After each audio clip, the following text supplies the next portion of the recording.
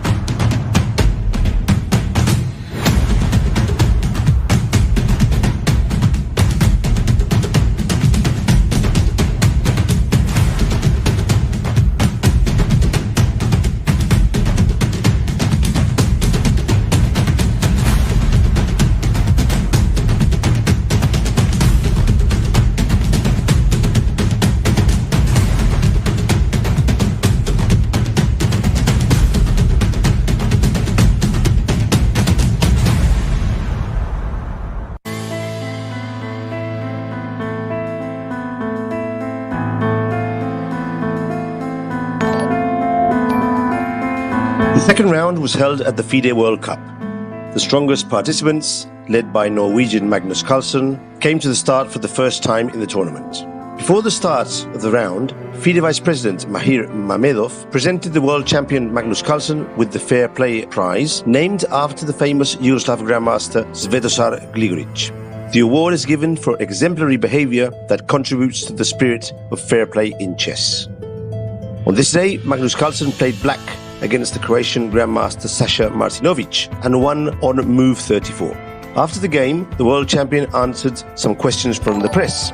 In particular, he said that he had already got his first shot of vaccine against coronavirus. He also congratulated Jan Jeponiatsi on his birthday, which the Russian candidate celebrated on July the 14th. Unfortunately, Armenian Grandmaster Levon Aronian, the only two-time World Cup winner in history, could not play with Bobby Cheng from Singapore. This week, Aronian developed fever symptoms. Despite the fact that Aronian feels well, it was decided that he would resign from the tournament, from his participation in the tournament. On the first day of the second round, there were no sensations. Anish Giri and George Van Forest from the Netherlands, Boris Gelfand from Israel, Anton Korobov from Ukraine, Yu Jiangzi from China, as well as Russian grandmasters Sergei Karyakin, Dmitry Andreikin, Peter Svidler, Evgeny Tomashevsky and others began their performances in the World Cup with a victory. Among the creative achievements of the round was the excellent victory by Mikhail Krasenkov from Poland over Kirill Alexienko from Russia in the second game of the match. The outcome of the 22 matches in the men's tournament was decided on tiebreaks. Among the most interesting games, Murzin Artemiev, the win by Artemiev, Dubov won against Gugesh, Esipenko defeated Vanuin Taidai. In the tiebreak between Georgiev and Maksudulu ended amazingly. The much more experienced Grandmaster defeated his young opponent. In the 10-minute games, Alireza Firouzja from France sensationally lost to Zvakovir Sindarov from Uzbekistan, and Alexei Shirov, Jorge Cori from Peru, and Samuel Sevian from the USA were also stronger than their opponents.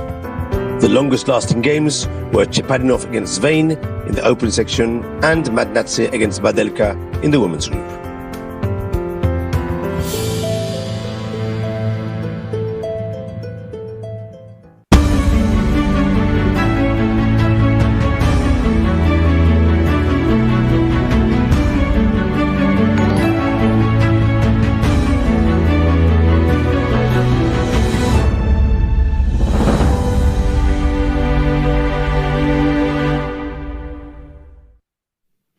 Hello, I'm Nigel Short and welcome to round 3 of the FIDE World Cup.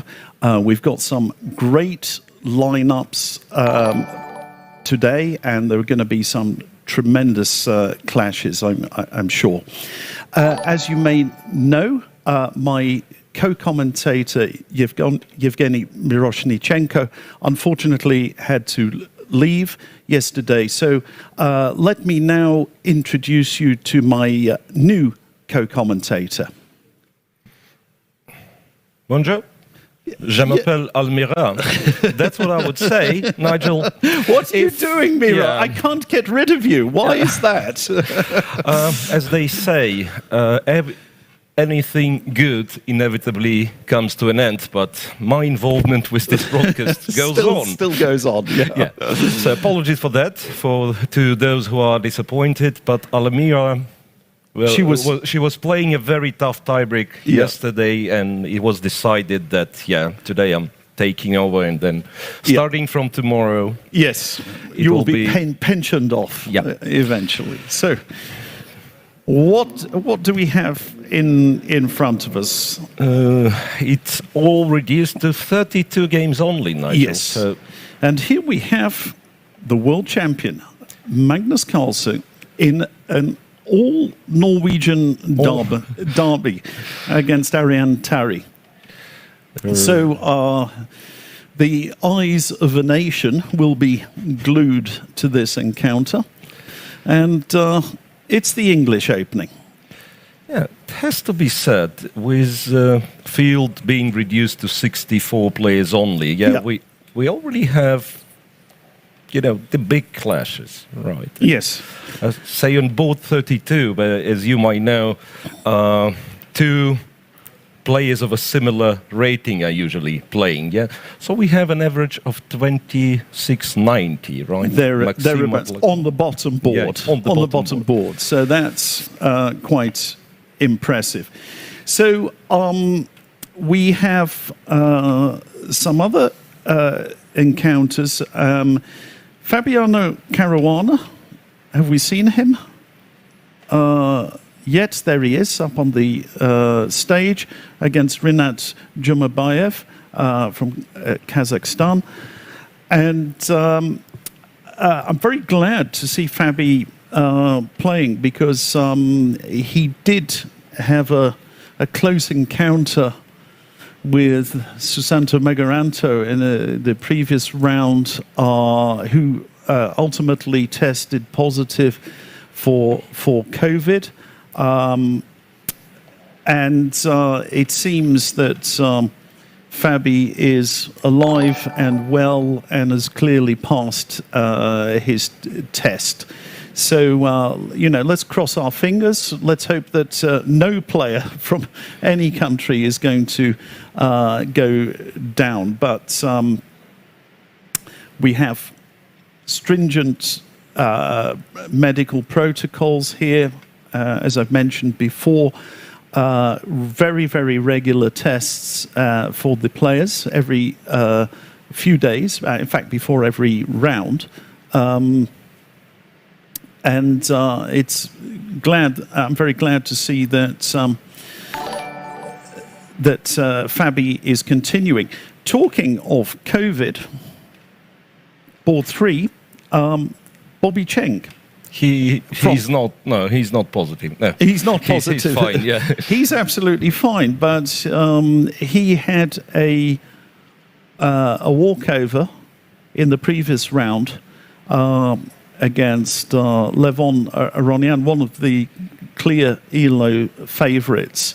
So he is right up there on board 3, actually taking the number of Aronian. And up against Vladislav Kovalyev, who got through in a tense match yesterday. So what else?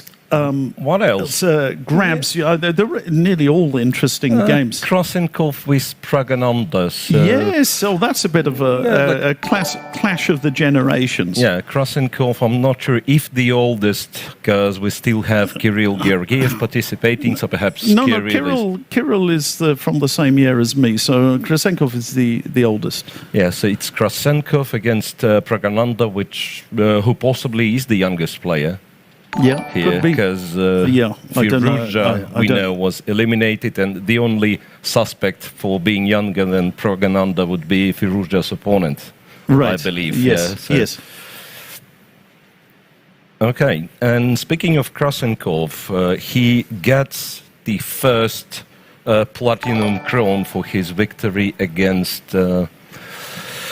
Alexeyenko, right? Yes. So Brilliancy Prizes, Yes, great. established by Nornickel, one of the sponsors, and we've voted for Krasenkov's game to be the best in round 2. The game was sacrificed. Very good. Yeah, indeed, there was a defense for Alexeyenko, but anyway, yeah. Who cares? So that was a prize that was awarded by the numerous commentators, because we have different English commentators for the women's, and also, of course, as we are in Russia, Russian commentators for both events. So there are 4 lots of commentators in total. So maybe we should just go through mention the sponsors again. Absolutely. So, Gazprom. Gazprom. Oh, you're learning, Nigel. Oh, yes, General partner of this tournament, global energy company Gazprom. Then we have, as already mentioned, Nornickel. Not only they've introduced the platinum crowns, right, but they've sponsored the event as well. A leading Russian metals and mining company, world's largest producer of high-grade nickel and palladium. And of course, for Sagro, as per usual, a partner of FIDE, general partner of FIDE, Yes. and Russian Chess Federation, one of the world's largest producers of phosphate-based fertilizers. Yes.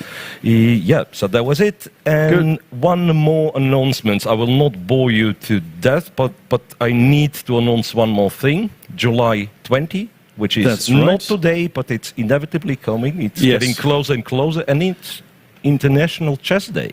And why is it then? And it's FIDE's 97th birthday, so it's what a coincidence.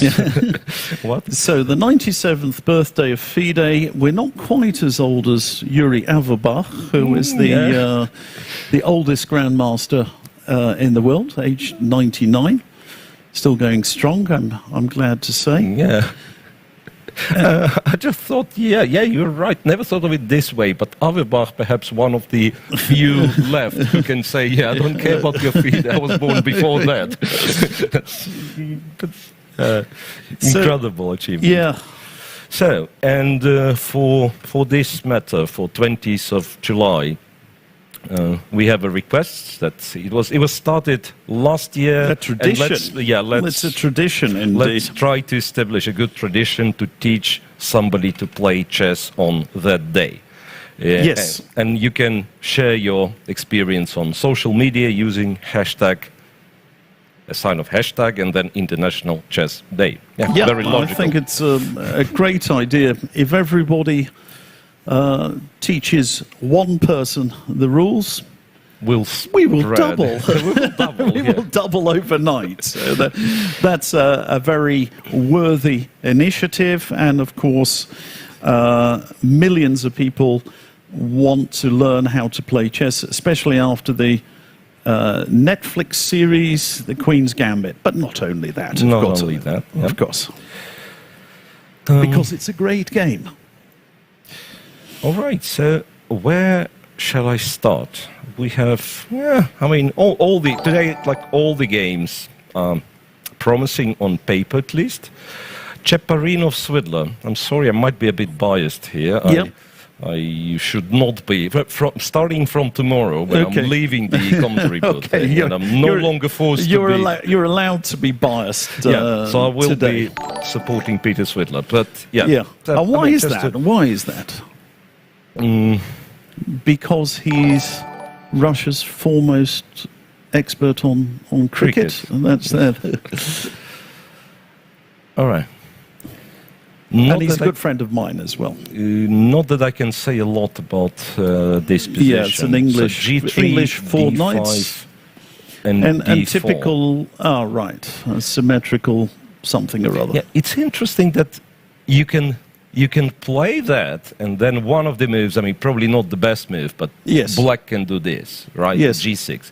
Or you can play G3, black will play D5, and you have absolutely the same position after C takes, knight takes, bishop G2. Yeah, with an extra, with an extra tempo. And white had tried both, and only, I mean, it was quite recent, I think, when Kramnik introduced this D4, so you actually play G3, and after D5 you play D4. And quite recently, I mean, like 15 years. Yes. So it's maybe an attempt to move order the opponent, lure black into playing an early D5. So, yes. I think there are different setups, of course. If white goes, can we just go back a couple of moves? I'll try and explain. With 4 knight G3, right? Yeah, no. Instead of G3, if you play D4 there, takes and E6 is the move. Yeah, it's a main move. So black, and there's very, very heavy theory on these variations, which we will not go into, and there are different moves here. G3, A3 is quite common. Bishop B4, yeah. E4 has been played, although perhaps that's not the optimum setup for white. So there are different options there. But by playing G3 first, maybe he's trying to lure him into this D5 move, and then you try and make use of your extra tempo. Yeah, so that's, I think, one of the lines which were considered to be better for white at first. So white is trying to win the pawn back and claim the better pawn structure, but somehow black found the way. Yes. I think knight knight D3, I guess, and then some knight D5. I don't know. Knight C4, bishop A6, or maybe you start with bishop A6. Bishop G2 to start with. Knight D5, bishop G2, yeah? Bishop G2. Bishop G2.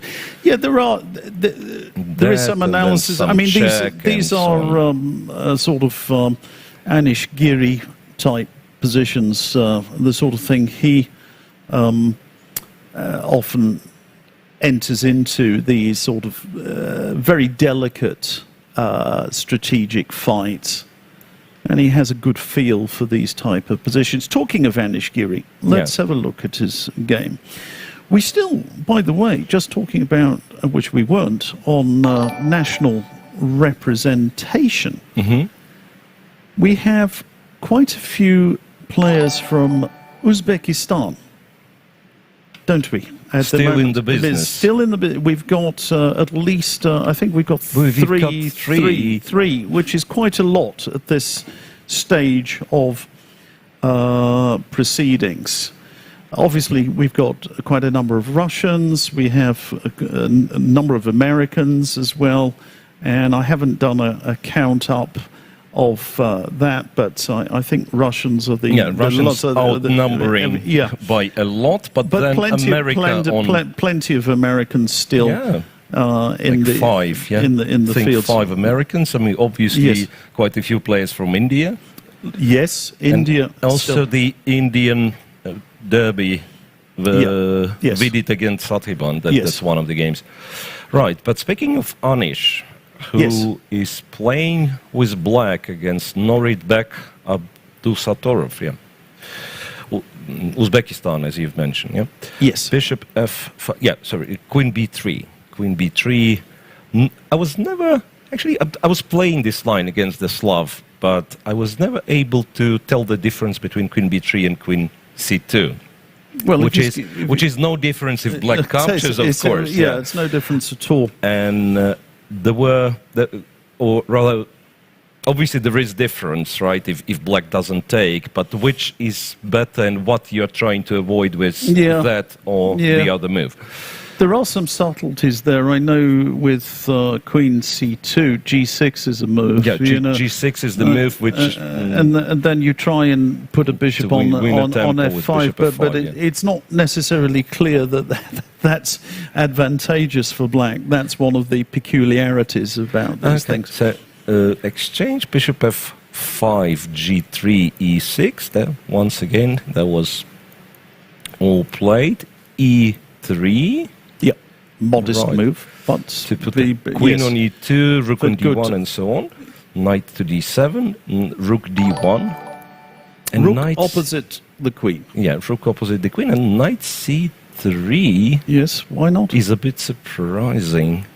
For some reason, once again, I don't have the explanation why, but I remember all of them, and all of them being Mamedyarov. I think he was one of the prominent players to kind of popularize this line. He was playing Queen E2. Yes, and maybe with the explanation is coming up in a minute.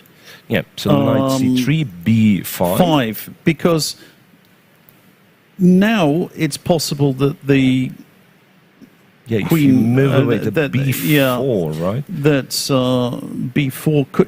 I think the point is the knight could be misplaced. You don't even need to play that necessarily. Yeah, the knight on C3 might not be the best. Yeah. Yeah, but B4 could be played. Yeah, so B4 is one idea, and knight E4 is another thing. Yeah. But look at B4. Let's have a look. Where is that horsey going? I guess A4 is the square. Yeah, and Queen A5. Queen A5, B3. And C5. That's would be a typical. C5 is the move. Typical. Interestingly, break. Queen B5 might be a little irritating. Yeah. A little irritating because obviously you don't want to trade and put the knight at it. I mean, that's an Untaker knight. That would be... That would be a terrible piece. Unfortunate. Okay, early days. Let's have a look at Grischuk, Alexander Grischuk. Yep. Alexander Grischuk, who's facing the... That's that, Ragozin. Not to be confused with Bogo Indian. Yes. Check, knight to C6, A3. And that's something, I don't want to say new, but less popular. Because nowadays when they give a check on A4, and it's a bit trendy nowadays. They play E3, right? Yeah. They play E3 and then... They shuffle around. And essentially they are arguing that the knight is poorly placed on C6. And there is some justification for this. Trade here and queen to C2. So White's lost some time. He's been faffing around with his queen. He's lost a tempo with A3. But if he succeeds in developing his pieces satisfactorily over the next few moves, strategically he will stand very well. So that's the idea.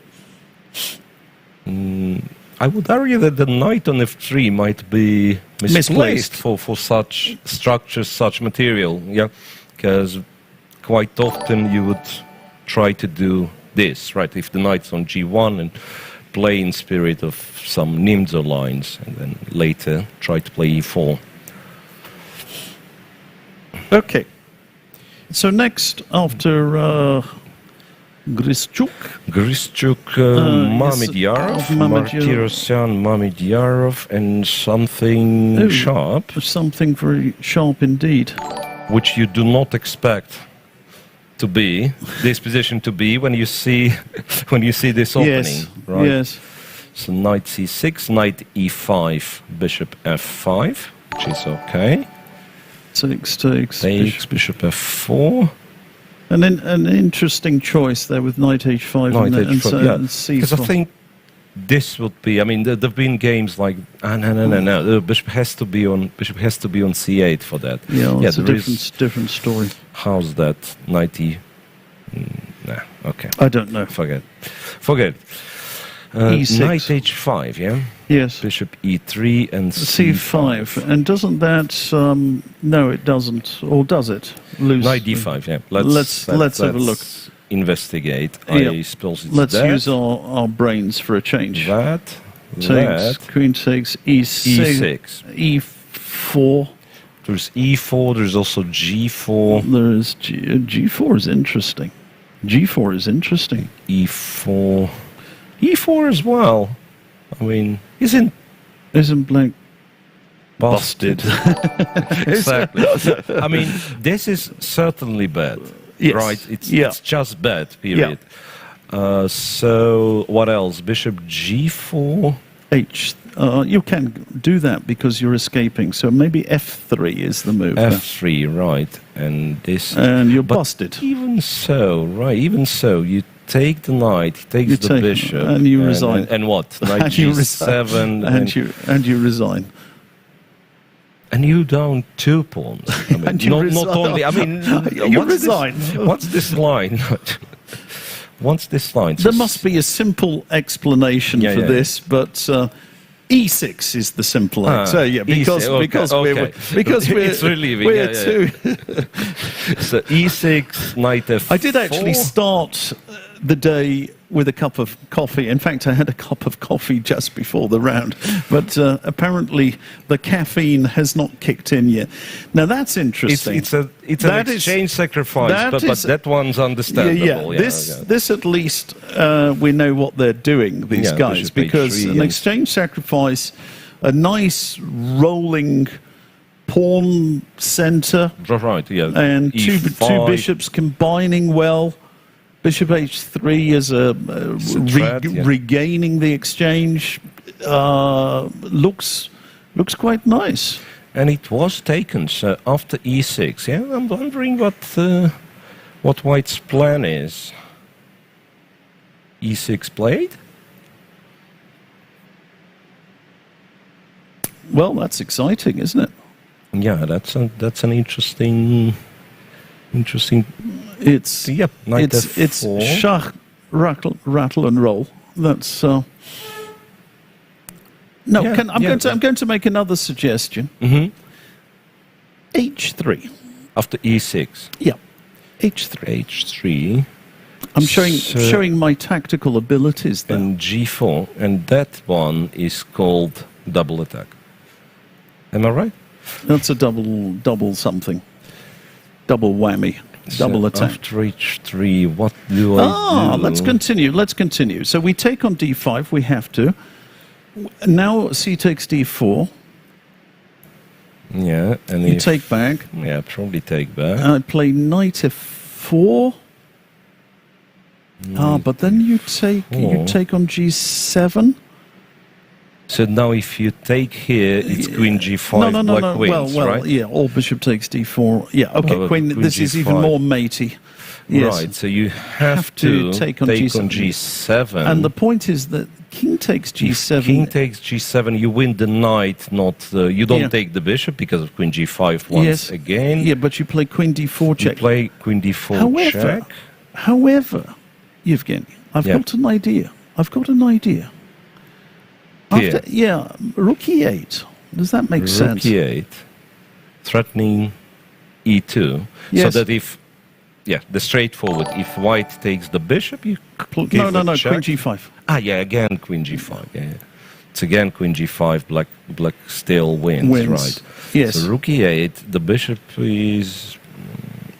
No, you can't touch it. Interesting. Bishop h6, check.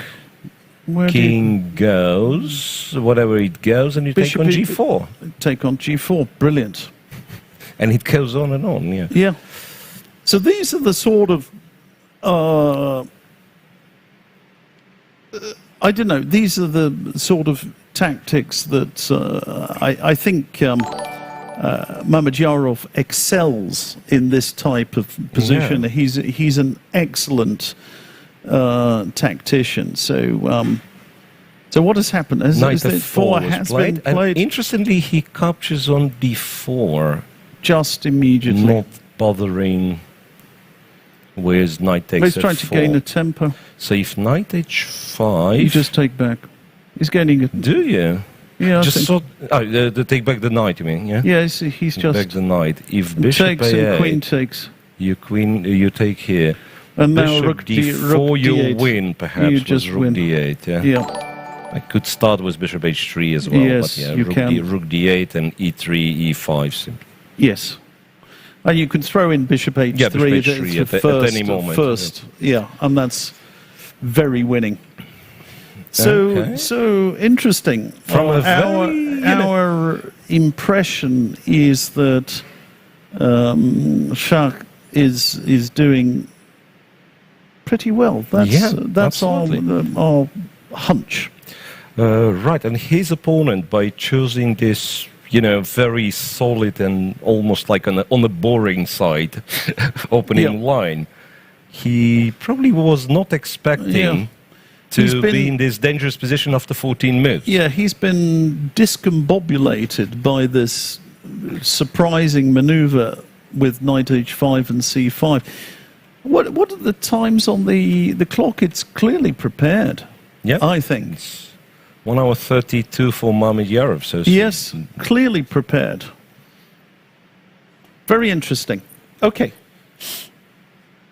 Right. What else? Vachier-Lagrave, MVL, known to some as MVL, against David Paravian. And here we had the accelerated dragon, and white did not play c4. Interesting. Hasn't MVL's rating taken a bit of a tumble? It did. Yes. He's no longer French #1,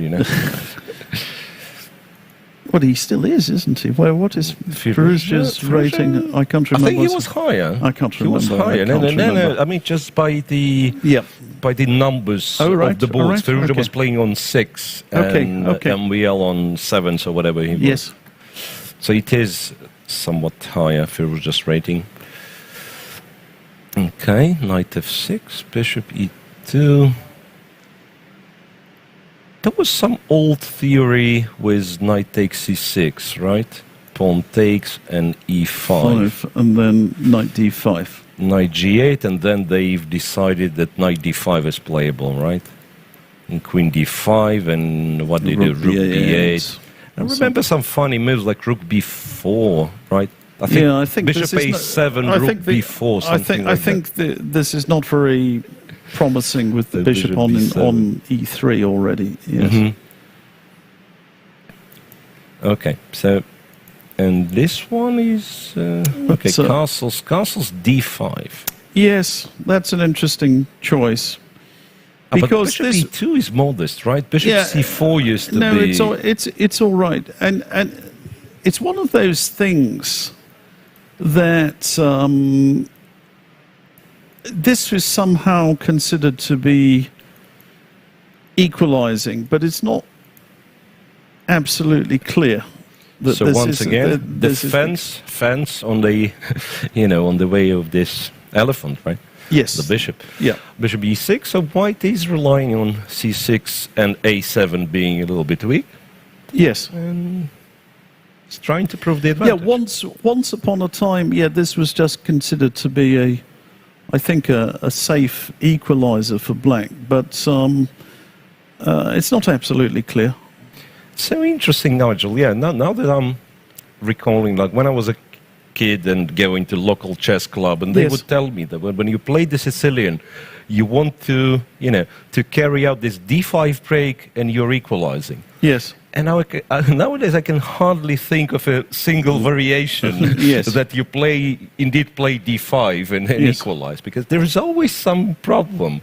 Yes. There's always some problem.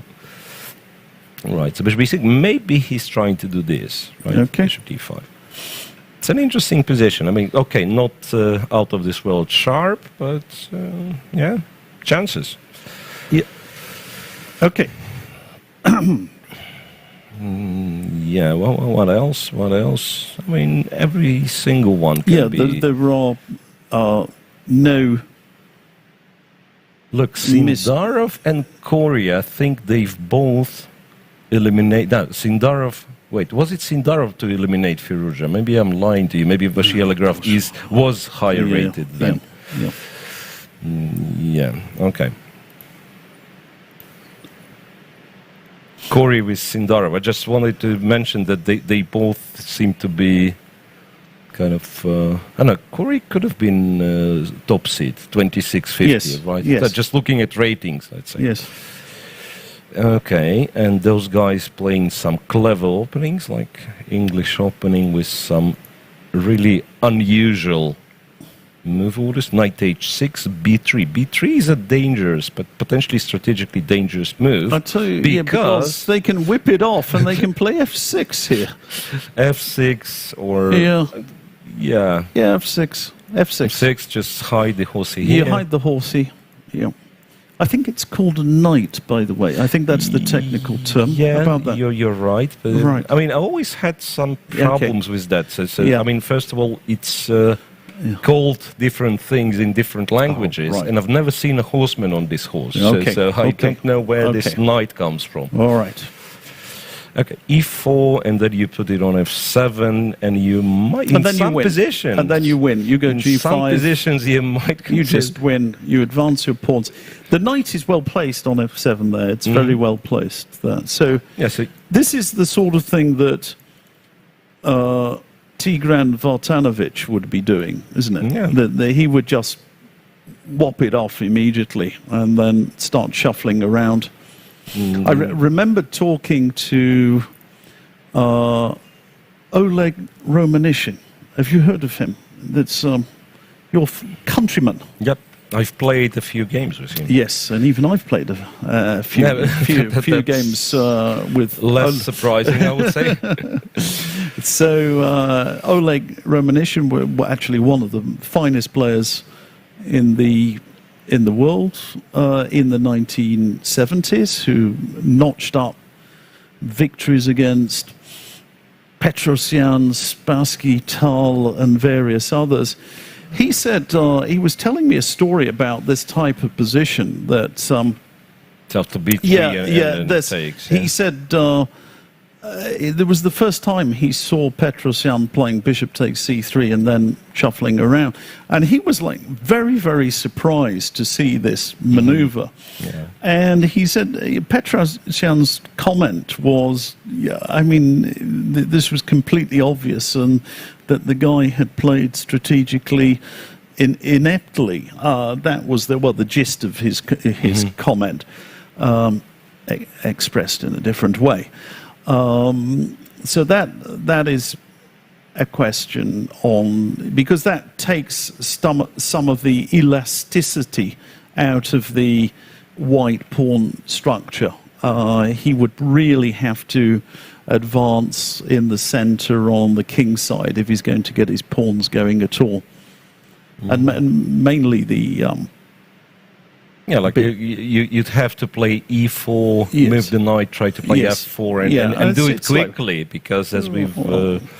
pointed out, g5, h5 is not out of the question. Not at all. Not at all. Right, but, well, Sindarov decided to castle short, and here you have it, castle short, bishop b2, and we are back to normal, so to speak. Okay. Okay, moving on. What else do we want to see? Alexei Shirov, after a fantastic, I mean, tremendously dramatic match in the previous round. He's back to his old stomping ground, isn't he? Yeah. The Klaus Junger variation system. Which otherwise known as the Botvinnik system. And he has spent an entire lifetime playing this stuff, hasn't he? Yep. He has spent the entire lifetime and 20 minutes in this game, Nigel. While his opponent was not taken by surprise, Nikita Vityugov, who is known to be, a very good theoretician himself, he is playing all that very, very He's fast. taking him... Castles, queen g4, and making its way to the g7 square. Okay, we should say something. I mean, in general terms, and not assume all of our viewers are expert players. What is Black trying to do? What is Black trying to do in this this opening? Hasn't he just had his kingside annihilated. Honestly, when I've seen it for the first time, I thought black just blundered e5 and was lucky to have h6 g5. Okay, so let's count the material. That's an extra pawn. One pawn for black. So black's E4, one up. b5, he still defends, one up. Hangs on to that pawn. This runs into a little tactical problem. E5, can't move the knight. h6 to break the pin. g5. Breaking the pin. And now white captures twice. To maintain the pin. Now, there are different moves here. Bishop e7 can be played, considered to be better for white. The knight d7 is an important move. So, okay, let's continue. A few more moves. g3. In the old days, they used to play bishop e2 kind of things here after taking, I think. Now g3. Yeah, g3. Why g3 and not rushing to take the knight? Because here black will play bishop b7, and your potential g3 runs into c5. That's or rather b4 c5 perhaps, right? I don't know. So that's why they start with g3, bishop b7, bishop g2, not letting black play c5 that easily. Yes. Queen b6 captures, castles long, and the idea, of course, the idea for black is to play c5 quickly, right, and play in the center. So he castled. He thinks that he brought his king to the safety, which is not necessarily the case. But yeah, black typically plays for the initiative, right? So he does. Rook is here. He does. And knight e5 is one, ideas. Some ideas. C5 and knight e5. Although that's often met by a queen sacrifice. Queen g4. Queen g4, moving the queen off the d file. Yep. b4. And knight e4. So, a very, very complicated position. And wasn't it? No, not with this. This is with the castles instead. Yeah, castles before knight e4. Yes, that's right. No, but I'm trying to remember what the heck is the theory here. That's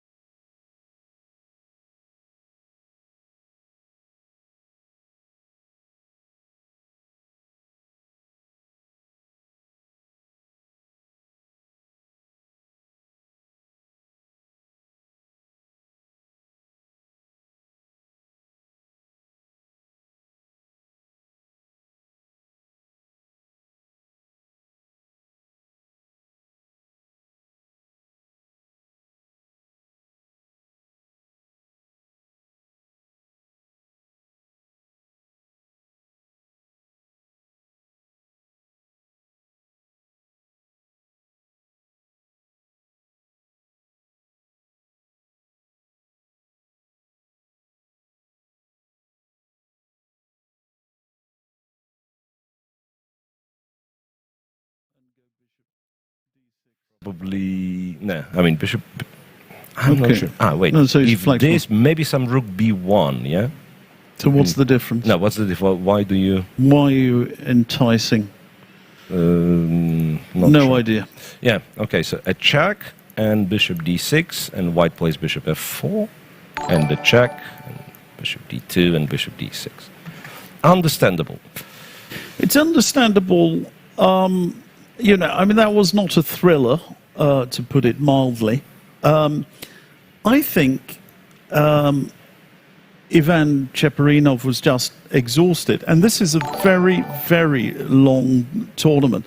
We saw the playoff yesterday. I mean, he had the most nerve-wracking armadillo game where he had some overwhelming advantage, but was down to his last seconds. 3 seconds I saw on the clock at some point, and he managed to reach move 60, and after move 60 he was gaining an increment, which meant that he was in safety. So that was we saw that right at the beginning of today's round. Very, very tense, nerve-wracking match, and I think he just wants a rest. So he's made a modest sacrifice. The sacrifice is of the white pieces. He's saying, well, okay, I've got that slight advantage today of the white pieces, but I'm just going to try and force a draw and go and put my feet up. And he'll come out tomorrow and play, and maybe he's looking for a draw tomorrow as well. Who knows? Because he's black against the 8-time Russian champion. Right, but kind of to add to this one, so it's, you know, when you look at those games later on in the database, right, and not following all the circumstances, yes, you would think, okay, this guy who doesn't want to fight, who just made a quick draw. But check his last day. I mean, what happened to him last day? Right? He was visibly shaking at the board. I mean, you saw that his hands were moving like this. He was trembling all over, and of course, it was a very stressful game for both of the players. So. It is very, very tough. Every day I like to talk about dinosaur chess. That's, you know, I grew up in a different era, and there used to be tournaments, very, very long tournaments, and they had slow time controls, and we had adjournments back in the day. So you would play 40 moves, and then you would adjourn your game, and the game would be resumed later on. And I used to play tournaments in I played 3 times in the Soviet Union. Mm-hmm. And these were just really long events. I mean, they would go on. There'd be weeks. You'd have adjournment days, and you would have free days, and they were. So the pace was really different. Whereas here, it's a much more stressful schedule if your games are going into tie breaks. And if you look at you say, well, what's the big deal? They can play every day. I just ask you a question. How often do you see the top footballers playing on 2 consecutive days? Not very often. Playing on a Saturday? Never, yeah, basically never. And there is a reason for that. It's because they are knackered. They're completely knackered after their games. They put everything into it. And these guys, they are fit. They spend all their time preparing for that. For their 90 minutes, And they may not even play 90 minutes. Yeah. I mean, they very often come on as a substitute, or they start on the field and they're substituted later. They're not playing the next day because they have put in a lot of effort. Whereas in chess, you're supposed to play hours and hours and hours.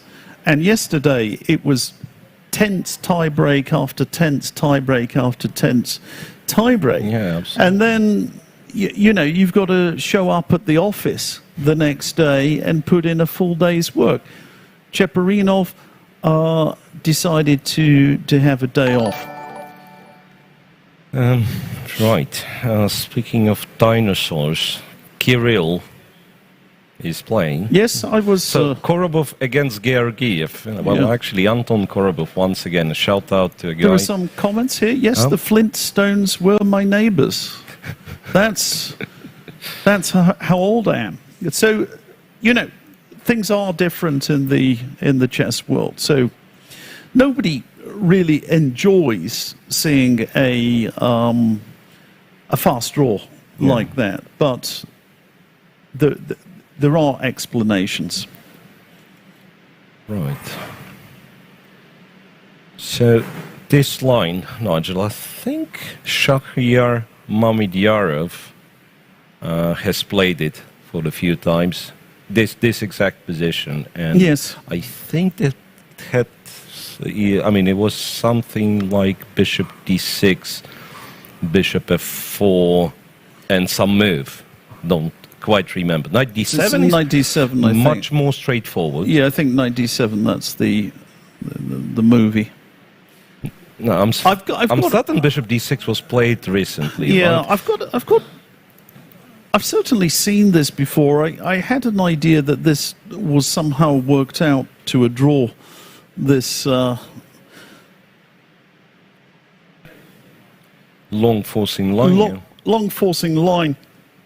For those of you who haven't seen this type of position before, you may wonder what White is doing here, because he's got these doubled isolated pawns. You may think he's playing like a patzer because he's done that. But in fact, the doubled isolated pawns, they allow the open files, and in particular, Black has problems for the moment with his bishop on c8. So if Black manages to sort out that particular issue, like that, for instance, and then we can start talking. Okay, maybe Black is better. Yes, that's right. But it's not that easy. B7 It's not that is you've a got to target. untangle here. I've got a feeling it's been more or less worked out to a draw with very accurate play, but who knows? Korobov can certainly play chess, and I don't think he would want to throw away a white here in this match. He'll certainly will have got some idea in mind. Right. So I'm thinking if Rook B8 in order to play B6, right, and there might be like Some Rook D1 is Rook interesting. D1. There's also this, right, like Queen E3 target B6, this B6. thingy. No, for some reason I thought maybe it's not that bad actually. C5, if you take, it's exchange and Queen C5. but you should put your rook on D1 if you're going to do that first. Yes, over here, like play Rook D1, play C5. I was a bit scared you'd play Bishop D7. It's a pawn down, but probably a draw question. Not necessarily, right? No, I not don't necessarily. think so. I don't think take so. and you take with No, you take the queen. So that Black has. That's just bad. Yeah, that's just bad. Yeah. That's just really bad. That's sorry. Bishop G2 takes on B8, just takes a pawn on down, and that's You're serious, not on top. I mean, serious the problem. back rank, Yeah, the back your rank serious is- problems. You are probably just busted then. Yeah, So that's how it is. So there might be some chances. Let me update to the current position. They look very, very innocuous, these positions, but it's not that simple. He did play rook b8. He did play rook b8. All right. So what else do we do? What else do we have?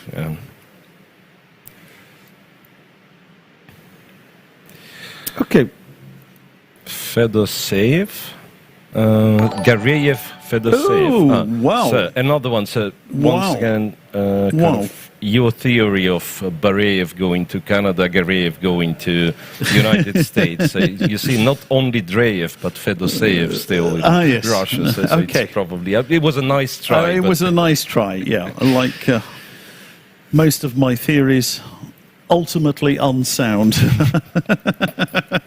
Okay, look, and it's that's I think the line that we had in one of the it's very old. Queen e2, bishop very old line. e6, e3, e4. Oh, sorry, e4, e3, e4. Yeah, bishop takes, pawn takes, knight e4. Yes. Takes the pawn. Yes, that's very risky. That's very risky. Queen c7, fe1, and castles long. Yeah, they used to play, if I recall correctly, they used to play not rook You mean e1. here? Yeah, no, I think about here. Didn't they used to play rook c1 or something? That would that's what I recall. And then they realized it wasn't necessary to protect defend. this, Yeah. So, in fact, the rook is much, much better placed on this e5. Yeah, that's what I recall with the theory of this opening So from a very long time ago. a5, yeah. So now, the way Gareev plays it, it's like we use his pawns as obstacles, right? So Yes. get rid of them, like That's right. take my c3 pawn, take my a5 pawn, so Yeah. I'll have more open files against your king. King b8.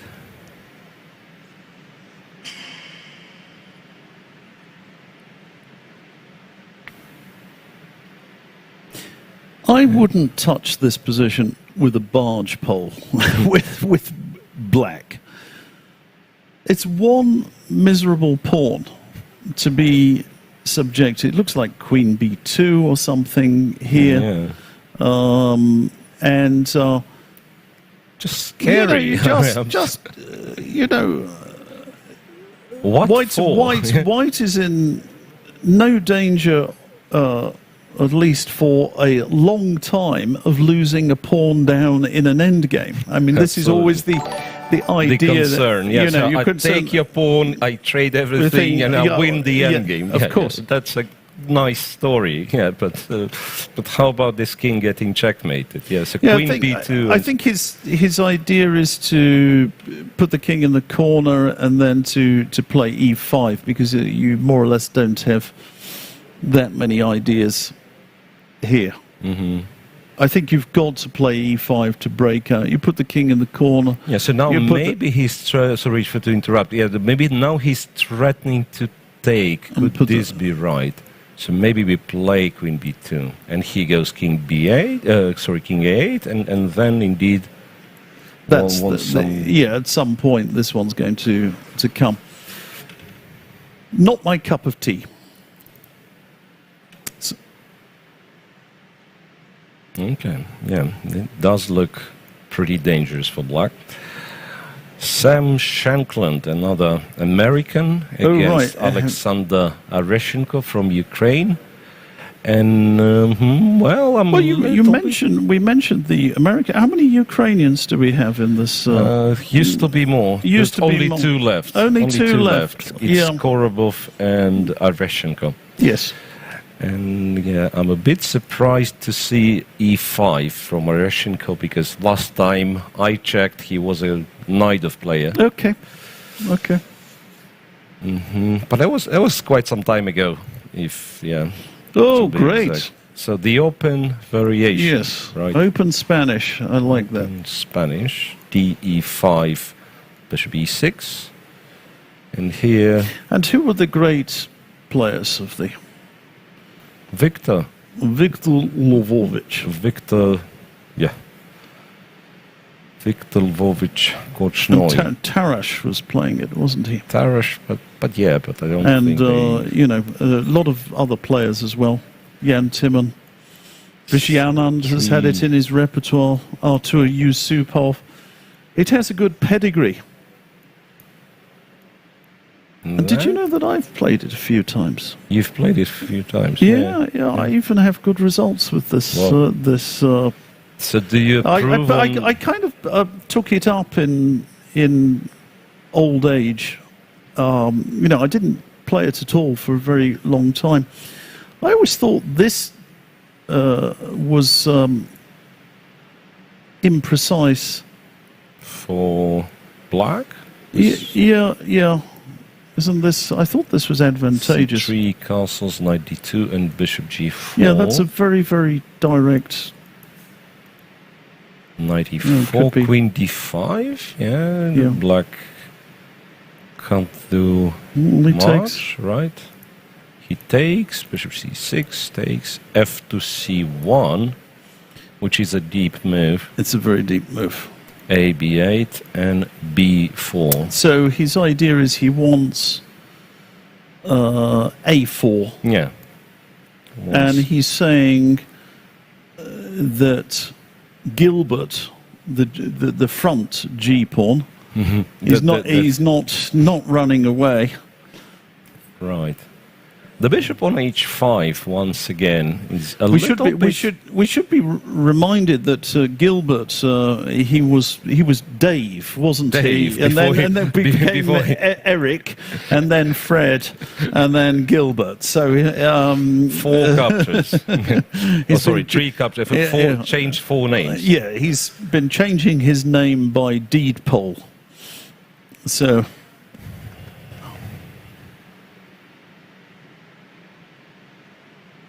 Oh yeah. So that's despite being an endgame with potentially equal material. Yeah, the g2 pawn, of course, will be captured. It's not by any stretch. It's not boring. It's not drawish yet. Yes. Right. White is trying to fight for an advantage. Wojtaszek and Matlakov, those are solid guys. Yeah. All right. Oh yes. Don't understand Yes. a lot about those positions. 6 had seen that, right? A5. Yes, and we notice here there is a trend. I mean, I'm observing this myself from these kind of structures. That very, very often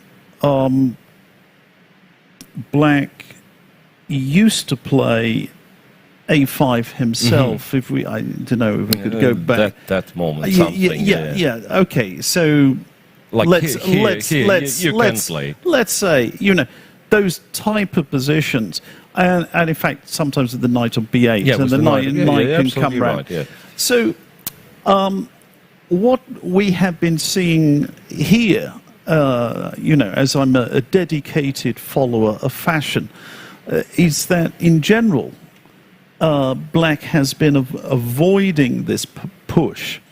So here we're talking about the strategic subtleties of the position. Maybe you can give us a nice arrow there. So you mean when you go there? Yeah. The thing is, it becomes more difficult to achieve the break c5 when you've committed yourself with this. Then this becomes there is a positive gain in that you get control of the b4 square. Maybe not that relevant. I think that's that's how the different thinking has gone in this line. So and black is keeping his pawn back because now if he were to achieve the c5 square, his pawn is much better placed Sorry, on c5 break. C5 break. Yeah. His pawn is much better on a6, controlling some squares. Once you play a5, it's you grab something, but you lose a little flexibility with your advances. It's purely defensive setup. Then you take on f3, you go c6. But in terms of pawn advances, it's not very promising. It's not very promising at all. White can advance on the white has a little more space, and I think black players have been moving away from this type of position, you know, not because they're lost or anything like that, far from it, but just, I think, a dissatisfaction with the type of position where all too often there are only 2 results. You keep it like this, there can be 3 results, as we saw yesterday in whichever match it was. Which one? The brilliant queen sacrifice. The queen sacrifice, indeed. That was Cheparinov's match. It was Cheparinov's match. It was Cheparinov's match. And he came back. And he came back after that. That's right, exactly. So, yeah, these are some of the nuances there. E3, queen c2, so a little bit of crawling here and there. H4, which is very, very typical. Yes, white, especially if black captures and plays, I don't know, c6. Once again, I'm talking about this silly position. Then white wouldn't mind playing h5, seizing more space. And rook b to c8. Strategic. Have you heard of the kinks, Miro? Kinks? The kinks. Ever heard of them? The kinks. I make kinks.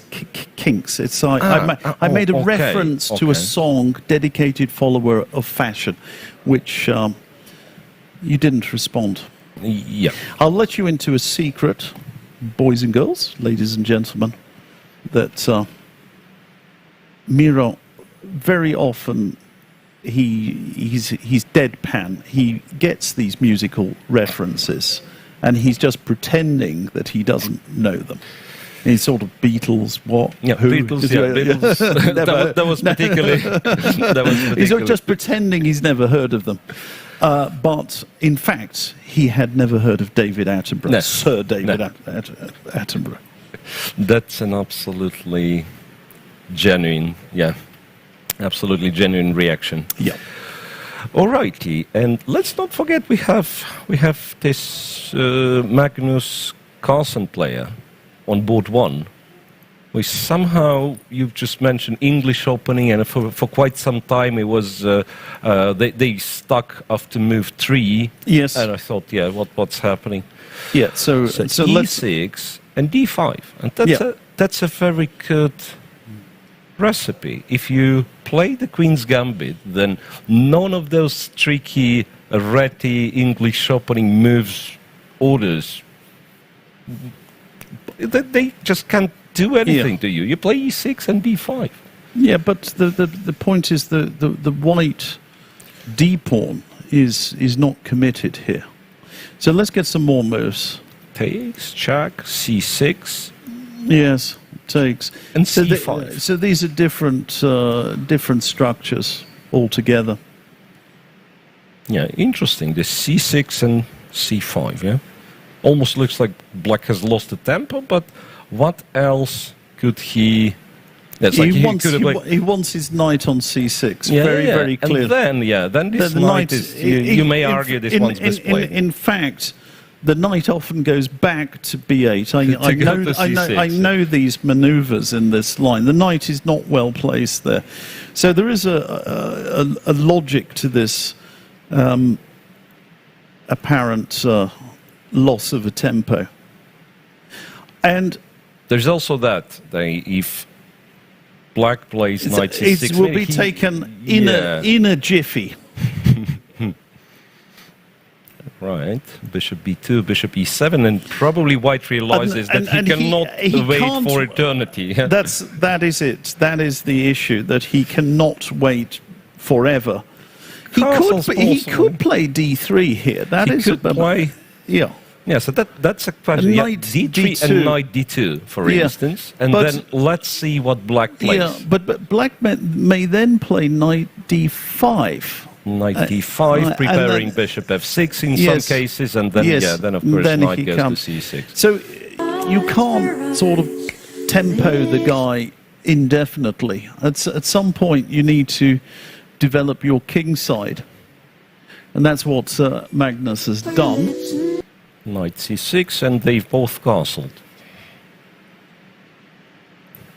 And the question for me is d4, no? Well, d4, that's one possibility.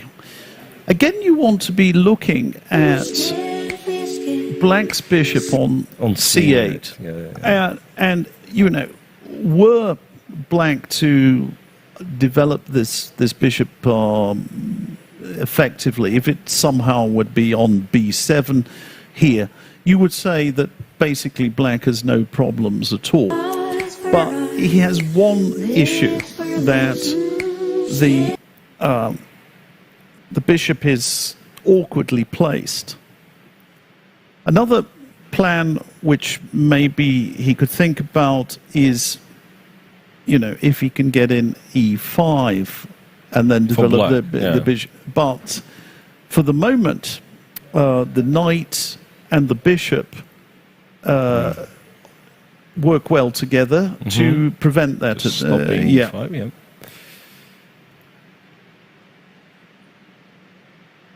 So d4, I was thinking, I mean, just to check what happens if d4 is played, because it's in spirit of those Catalan positions, like Ulf Andersson was a great expert in. So captures and maybe even take with the queen. Not sure. Maybe take with the bishop. With the bishop still. Yes. Yeah. Knight to c3. You have the files for your crooks. Yeah. Bring the crooks out. Yeah. Looks quite pleasant to me. So after d4, perhaps black will look for something else, if of course he has something else. All right.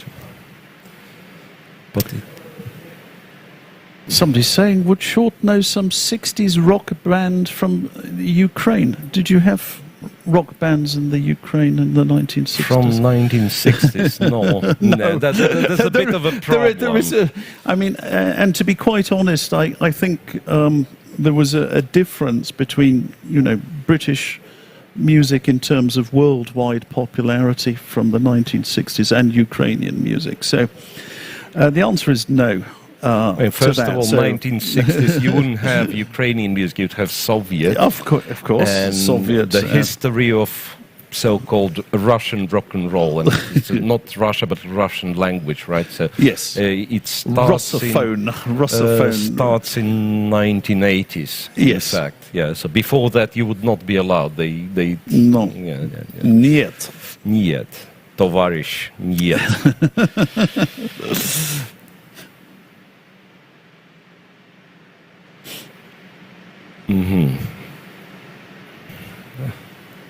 Speaking of товарищ, comrade, Karyakin, and Oparin, two guys from Russia. Yes.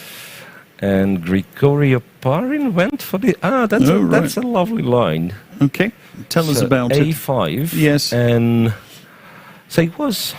Not sure who played it first, but who played it first again was Vasilin Topalov, right?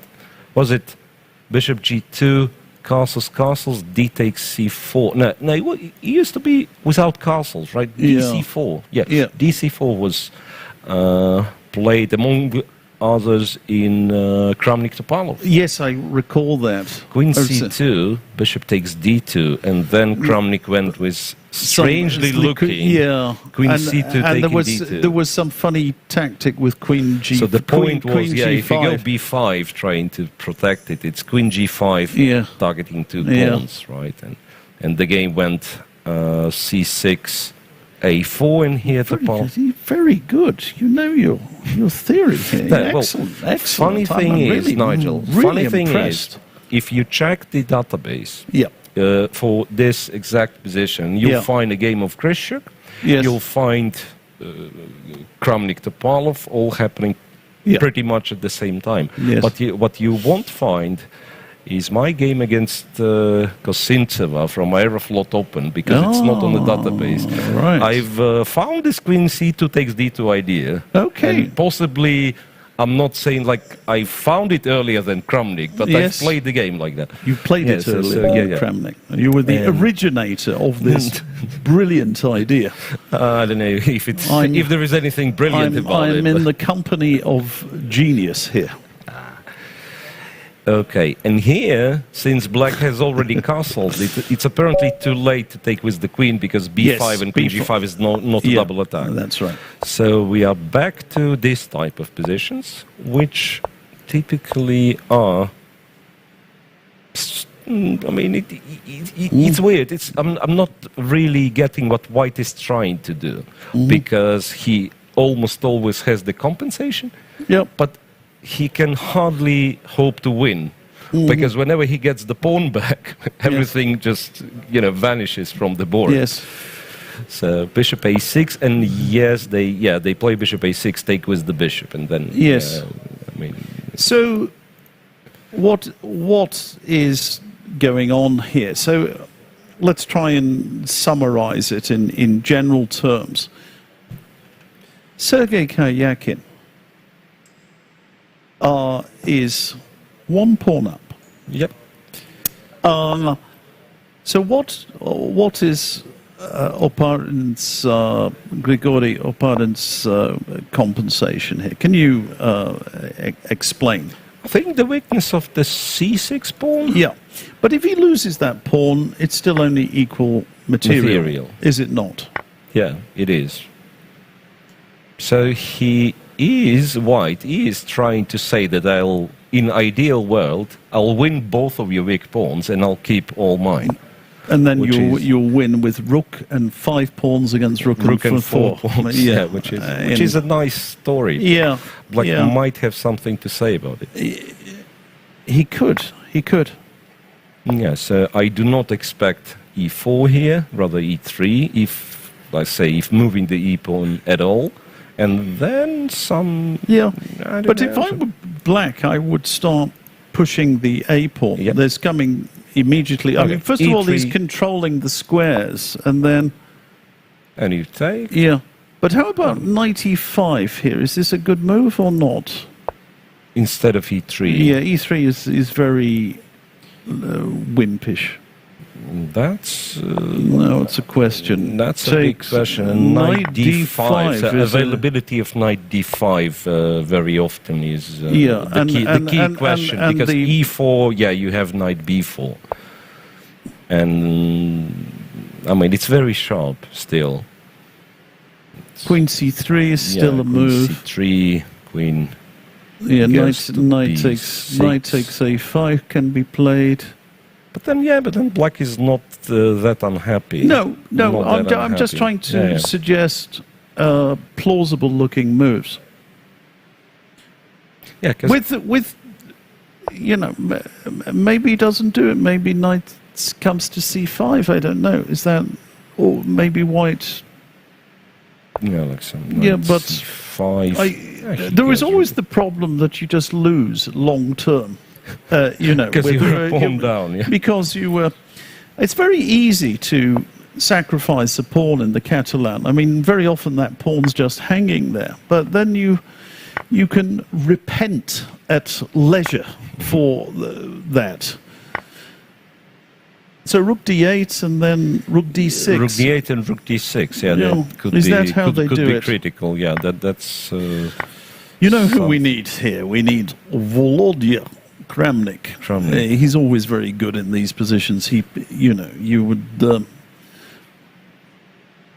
just ask him what was going on, and then you just sit very quietly and let him explain everything to you.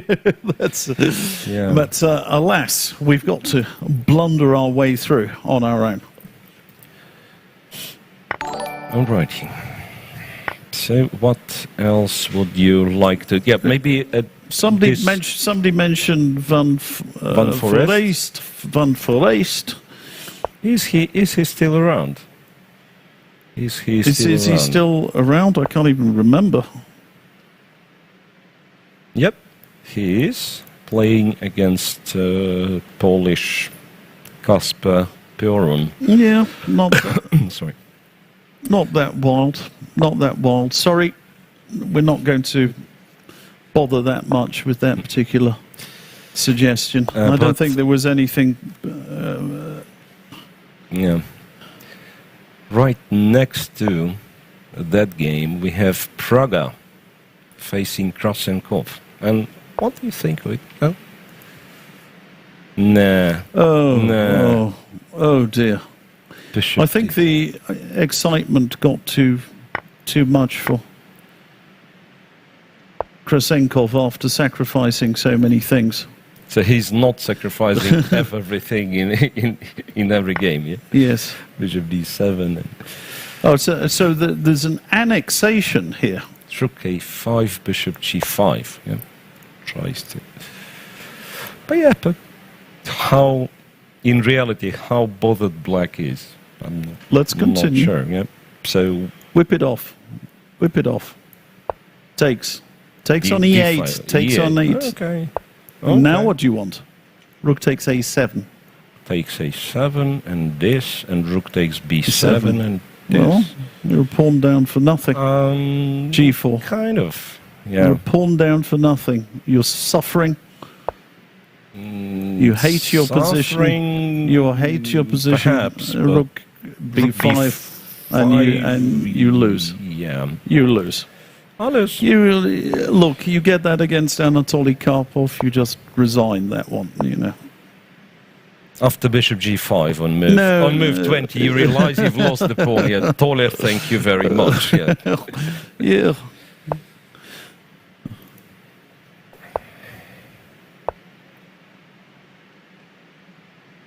Yeah, so might be some problems for an old man.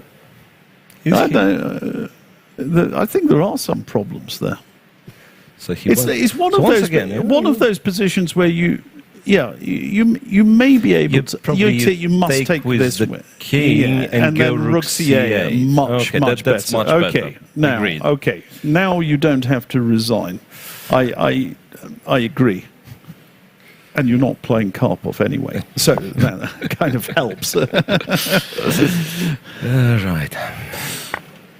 Okay, let me. That's much better. Let me check. All right. Back to Shirov maybe. Oh wait.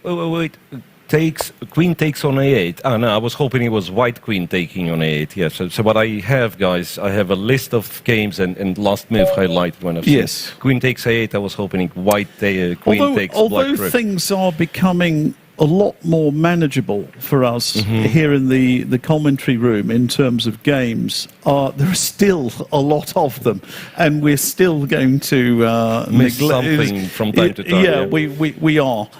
And do we have a clue what's going on? In Shirov's game? Shirov's game, you're looking Queen at it. d3. It's okay. Rook fe1, c5, and a3. A3, and that's interesting because this is. Let's count the material, because when you have pawn structures like this, it's sometimes it's not obvious. Yeah. normally you take in the pawn count at a glance, but when you've got three here, yeah, that's how I'm counting. Okay, he's got one more on the wing. Yes, but here. So this Botvinnik system, you have to be a little more careful, but it's equal material. Yeah. It is certainly not sterile equality that much. And to be honest, I like White's position here. I don't know what you feel about this. He's got his queen in on this active square, but in fact, I don't see anything he can do much other than to trade at some point. Actually, neither side really wants to trade. Maybe black more than white. White can't take for the. I mean, he doesn't want to take for now. So this sneaky little move, A3, is just opening up the A file.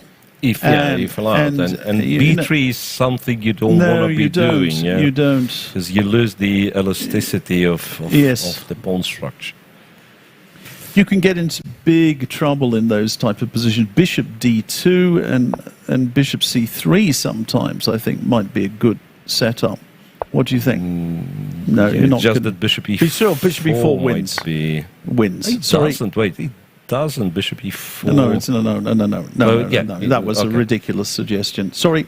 No, but you can block the C pawns. That was a ridiculous suggestion. Sorry, bit dopey. No, that's one. No, that's another thing. Yes, that's the thing with this bot winning. So we are trying to assess it by normal means. It doesn't. And probably White should just play H4 and just ignore everything and just shove Queen that. takes C2 was played, so I can hopefully can guess next move. Oh, you did well there. Well, excellent. And then what? Does he want C3 here? Is he going? No, he doesn't. Can consider. And now, by the way, some knight C5 could be an idea C3? in the right moment. How about C3? C3. Is that a Shirov move? It is. It is. Is it any good? That's another. That's a big question. Yeah, that's a big question. So the idea behind C3, if White, let's say, absolutely careless, right. Yeah, that was the plan, right? Yeah, that was the plan. That was the plan. And what White could try to do is probably take B4 first. That would be a better move. Take B4 first and see what happens. He's going to do something else, I think. I don't know. Maybe he plays Can he just play A5, or does he get into trouble? Yeah, with queens off, maybe he's fine like that. Yeah. And because I mean, normally in this type of position, you would get into trouble with a Rook A7. Yeah, Rook A7 takes B7, check. And this isn't going to work here because Black has control of the D file, and the Rook is going to appear with great effect on D1. Right. Is it right there are 13 Russians? Yeah, it can't 13 Russians. No, it can't be. Well, it seems like too many. Too many or too few? Yeah. I'm just trying to count. Yeah, anyway, it's a lot. We can. Oh, yes. 1, 2, 3, 4, 5, 6, 7, 8. Quite a lot of them. 19. Well, there are a lot anyway, in double figures. Figures anyway. By the population present at this stage of the tournament, the United States is second or third. No, they're third. So India, of course. India has how many? 6 at the very least. India, yes. India, right. 6 from India, 5 from United States, and so on and so on. And we haven't been paying sufficient attention to the Indians because let's have a look at the derby. Let's have a look at Vidit. Vidit and Atiban. And Adiban. The King's Indian. We always have a lot of Indian followers, so I think we need to. Yeah, King's Indian. Yeah. So does it imply that Atiban is the king if he's playing King's Indian? Now, why is this name? I mean, not his name, but the opening's name. King's Indian. Yeah, because I think the fianchetto is a very old sort of Indian setup because, of course, the game, according to H.J. Murray, the historian who wrote the great history of chess, which was published in 1913. The game originated in the Indus Valley, which is an Indus Valley civilization. Indus Valley is in Pakistan, by the way. It's... I think these setups, which were in this region, that is considered to be an Indian thing. We had a slower game back then, but this was a typical Indian formation. So it's King's Indian. It's on the king's side with the fianchetto. Right, and same with the Queen's Indian. Yeah. Oops. Misclicked, bishop f4, rook c. Well, this line. It's once again back in the day they would enter this, right? Play d5, play knight d2, and then black would play c5, and it was known as Yugoslavski variation. Yeah, Yugoslavski variation. Yes. And a6. Then and heavy theory on those positions, and if we just sort of go back, can we go back to those kind of positions that we had? Yeah. So it was always the question of whether Harry the horse on a5 was doing a sufficient amount of work, because I seem to recall in those old books they were always showing you these thematic games where white gradually neutralized black's play, and then he was left with this stupid knight on the side of the board. Isn't that what they taught you in the a Botvinnik school, which I've never attended. Yeah, there's a lot of subtleties once again. Yeah. There was some exchange sacrifice which is completely unsound. Yeah. But basically trying to enter with this knight like that. Yeah, knight c4 and ideally exchange on b2. Yes. So on. So that really is a problematic piece, right? Really is a problematic piece, this one. And perhaps nowadays it's considered to be playable for black, because I see many games where black is going for that this way or another. You can start with knight c6. You can also play c5 castles, knight c6. Right, and white seemingly is trying to avoid it. So bishop f4, rook c1. So once again, a somewhat mysterious move, but when black plays b5, you take, and all of a sudden the rook is on the open file. Yeah. It's prophylaxis, isn't it? It's clear prophylaxis. The bishop is doubtfully well placed on f4, but it is for a purpose. Just for now. So e5, bishop d2, knight d4, and here it's a nice one. Knight to e1, and he's playing against the knight, which is a bit short of squares, to be honest. Yeah. So black c5. Adiban takes the opportunity to grab some space, and then white captures. Interesting. Yeah. And e3, knight goes here, and the b2 pawn is hanging, but if you move the b2 pawn, then d5 happens. And that really is good. It looks very pleasant. Very good for black. Yeah. Pleasant for black. So instead, white takes. He's gone, and this way at least he develops the pieces. Bishop g2, and also has potentially the d5 square. Yes. Right? h5. Which is a very good idea, because black needs to look for play as well.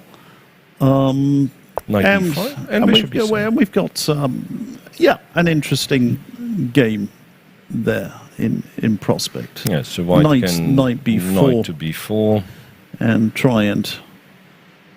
The problem is with knight b4, you often end up with the knights defending each other, and then he moves one knight out of the way. What do they call that? Something like that. I think what did he? Dvoretsky, what did he call it? It was the I forget the term he used. The redundant knight or something like that. Yeah. Well, I can't remember the term. Yeah, sometimes when you have the knight defending like that, you just move one out of the way to leave the second knight looking a bit pretty stupid. Yeah, so if this would be a Dvoretsky exercise, Yes, right? yes. He would have meant that you have to take on f6 Yes. first and then exchange on b7 and then move the knight. or So maybe you don't need to take maybe on you don't need to take on b7, yeah. Yeah, and then that's it. All right. But that, of course, is a little bit abstract, and we Yes. don't know what's... Superfluous. Thank you. Thank you. Superfluous. Thank you. Superfluous. I said redundant. Superfluous. That is indeed the word.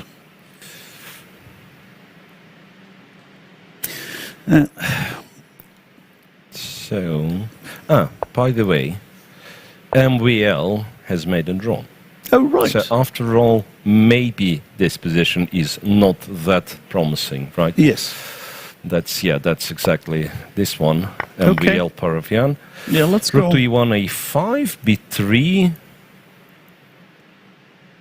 Is b3 and takes on c6. This Bishop d4 and Doesn't- bishop g7. doesn't look too exciting. Yeah, bishop d4 and And bishop. some repetitions with Yeah, the bishop.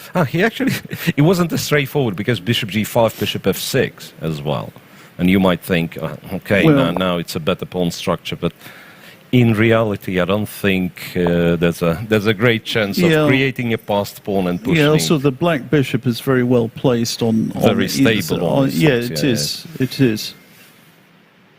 So rook d2 would be a threat, and Yeah. all sorts of things like that. You'd feel that this is no big deal at all. Yeah. Shall we check Mamedierov once again? Yeah. Remember that? CT knight h5, pawn takes, and bishop d2. Yeah, he decided not to bother capturing the rook. Rook to c8, bishop b4. And that rook moves away. That rook moves away. That rook, he's ready to snaffle. Rook to c1, queen b6, queen a4, d3, e takes, bishop d3.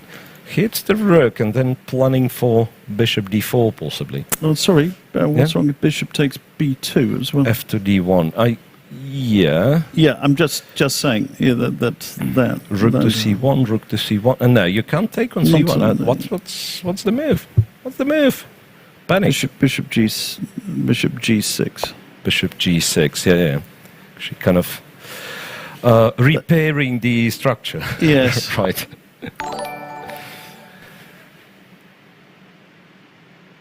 Interesting. Could it be that white? Yeah, I think he's done it. He's done it quite well. I think White, because I didn't like his position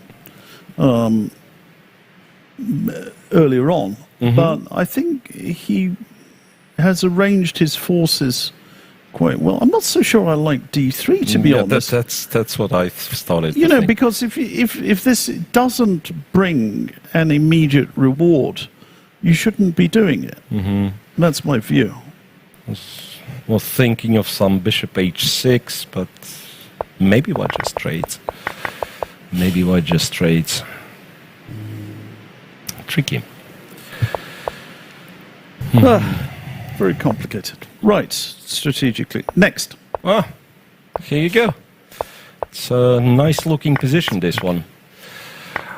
Daniil Dubov against Vladimir Malachov. The, Russians, but not representing, but kind of possessing of the absolutely different style. So Dubov is known for his, attacks, combinations sometimes with an element of a bluff. And Malachov is the type of a guy who would, play 60 moves to get a slightly better endgame and play another 60 moves, and then you die. Yes. So A6, and that one is Chebanenko variation. G3. He was playing. It's a mixture of things. It's a Grunfeld, Catalan, Slav, something. Yeah, the combo of A6, capture on C4 and G6, right? Yeah. Castles and E4. I remember he was playing, Malakhov was playing very well in the Chinese league, for a number of years. I mean, I haven't followed him for quite a while, but some years back he was playing very successfully. He seemed to have a good style for certain types of Chinese player. It's sort of very dry technical style, which seemed to work quite well there. If you can keep their tactics under control. That's which isn't always that easy, but yeah. E5, E6, that's what he's trying to do here, I believe. Tries to keep Dubov's tactics under control. And he might, because White, of course, started very aggressively. But what's that? It's a pawn for black and E6. That's the question, right? Yeah, I'm guessing. Why not? Knight Can B6. It be knight B6? Right, and then knight E3 he's going to take. E6, he's in trouble though. And B3... Well, that just looks... Chop it, and then the other one. Okay, take it, and then queen takes D4. Queen takes D4, and you're not bothered about bishop B2 because you just keep going. Maybe you are bothered. It might not be. Well, the rook's hanging. Rook C1. Rook's hanging, yeah. Sharp position, but you would think if black ought to be doing rather well. Mm-hmm. Bishop B3, yeah, I think. Yeah, unless white can do something immediately, which I don't see. So, in general, that should be very good for black. Yeah. And if he doesn't take, it's a big question, what does he do? Mm-hmm. Knight F7. Mm-hmm. Well, you're kind of saying that, yeah, I'm not interested in your C4 pawn, I'm trying to checkmate, but once again, this comes with no guarantee. Knight F7. And you can probably try to win an exchange, but does it help with... can we do this, bishop G5? No. I was hoping for rook takes E6. Oh, some tic-tacs. That'd be tic-tacs, yes. That'd be a fantastic endgame for black, if not for rook takes C6. Yes. Rook takes C6. And, even so, white pieces are so badly positioned so that, probably bishop B5 and... Yeah, I thought, if he has to move and I'm capturing on D4, I might still not be... Yes. But bishop B5 is, or D5. It's a piece down. All right. Superfluous piece. We've got it now. He's gone, he's gone knight F7.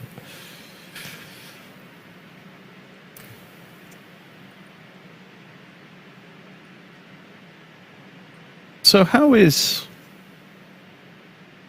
I like it. You just plonk that one. Why don't you just, with black, play Queen B6 or something? Queen B6, yeah. So that once again, targeting this guy. Yes. And that rook is not going to move from it. Yeah, if you want to play bishop G5, you can do all cares? that. And do we care? We don't give a toss about whether you're attacking. So there is a little problem. Yeah, we do. But we start getting D4 threats. So we're going to have the second time, like it's with the Shirov game, Queen B6, Queen takes D4. And with this pawn structure. The pawns are so we're getting some similarities from a completely different opening to the some vague similarities. Yeah.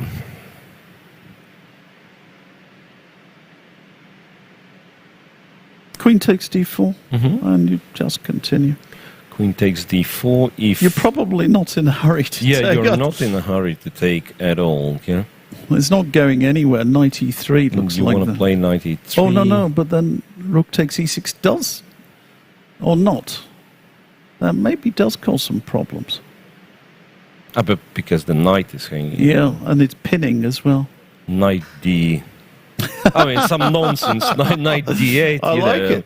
No, I like your nonsense. If you leave the e file, then I'm taking d5 and hoping for some. Yeah, I'll probably sacrifice on e3 if you do that. Yeah. So after knight d8, you're probably going to take.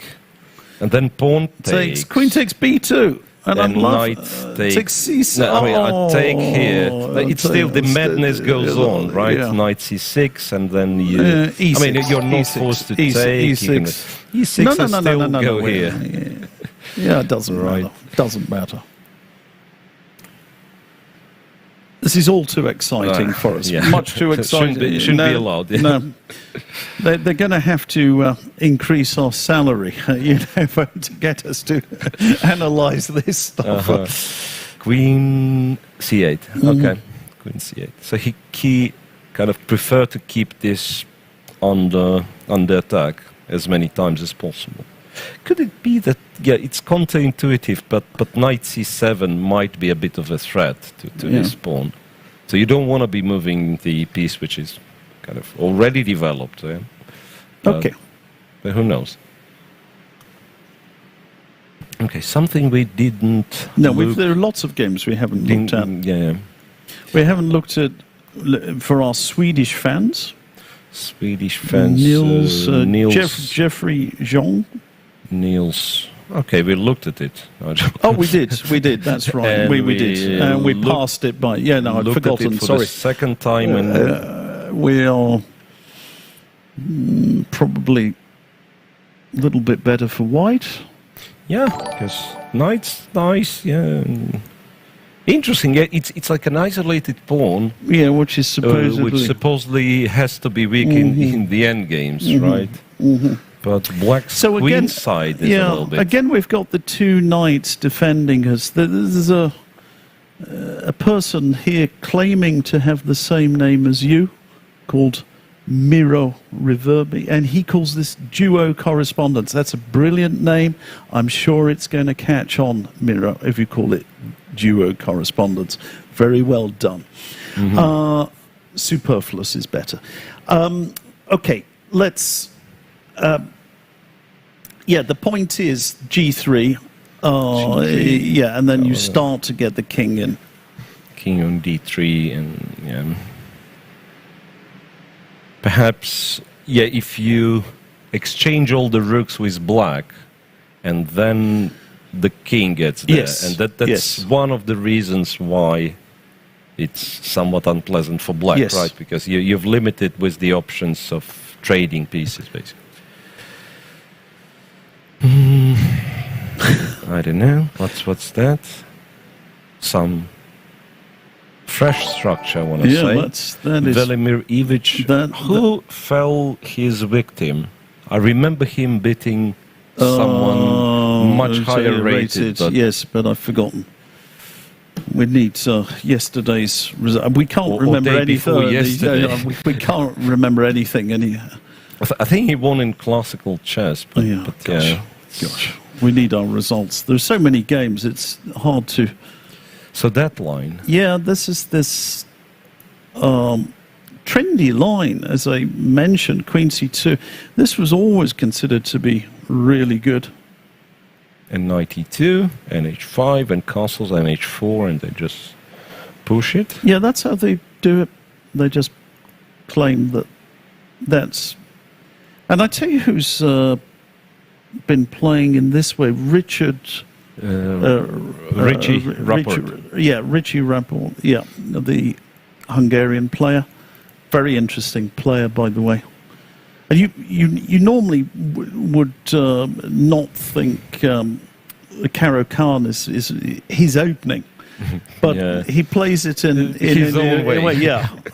Not in the old-fashioned shuffling around kind of way. So I like the idea of F5, kind of limiting. I do. But then the knight is going to find its way round. It's always nice. Don't you think that this knight on F8 that we've talked a couple of days ago? Yes. I think, yeah, the defensive, and I find it that it's very hard to restrict it because you control one square. Like the other example could be when you march the h-pawn to h5 and you're stating, the knight is passive there, but then goes via h7 to g5, and that's the case in this game, right? So f5 takes away those two squares, but you are getting the square on g5. Yes. Bishop d7, c4, b6, b4. That's interesting because here black decided to play c5. Yes. So he was, in danger of facing c5 from white, perhaps, and his position would be... This is a concession.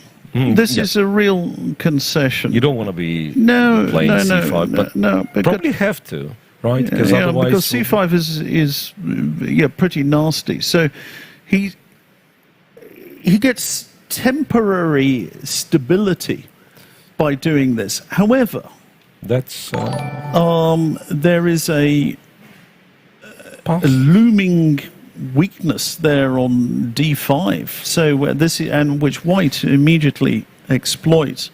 Yeah. So. Knight h7, knight to c3, knight to g5, and knight d5 is what you want to play. Yes. And I wonder if there is any sort of tactical trick. Well, that's what you're looking for, is you mean some... For black, right? Yes. Because if he needs to move the queen away, then I feel like he succeeded. The attack is knight takes h3, check, and bishop h2, check, which doesn't seem to work. King h1, queen in, bishop f4, and... maybe straight with a check, right? Bishop f4, and you just wanted also the queen attack. Yeah. Doesn't work. Doesn't work. And knight d5 played, and knight to d5 played. So I think he's doing very well. Oops, and this is an enormous advantage. If black is unable to generate some threats pretty quickly, I think, then... This pawn, basically b5 pawn. Albert starts advancing. Albert will join Bertie.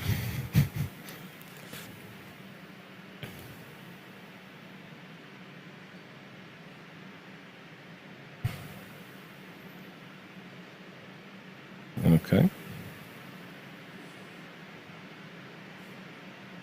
So only 2 results after almost a couple of hours. Can I also... I can even suggest some other ridiculous... Where is that queen going, by the way? I mean, is it the real question? Absolutely, yes. Because if you get to 8th rank, then all of a sudden you can take... Trading places, yes. Going there. Queen f8, of course. Queen f8. Maybe it's premature. Maybe you don't need to do that. Maybe you just push. You just push your a pawn. Why waste? Why bother with anything? And I presume your other idea was this. Yeah, you've got it. Also f6 bishop or e4 maybe bishop e4 first, or f6, and this all of a sudden it's white who is attacking here. attacking big time. Big time. But that's so unexpected because white gets the b pawn and you turn to look towards the queen side where you clearly have the superior structure and majority and stuff like that. And bishop g5, bishop e4, f6, and it's a checkmate at the same time. Absolutely.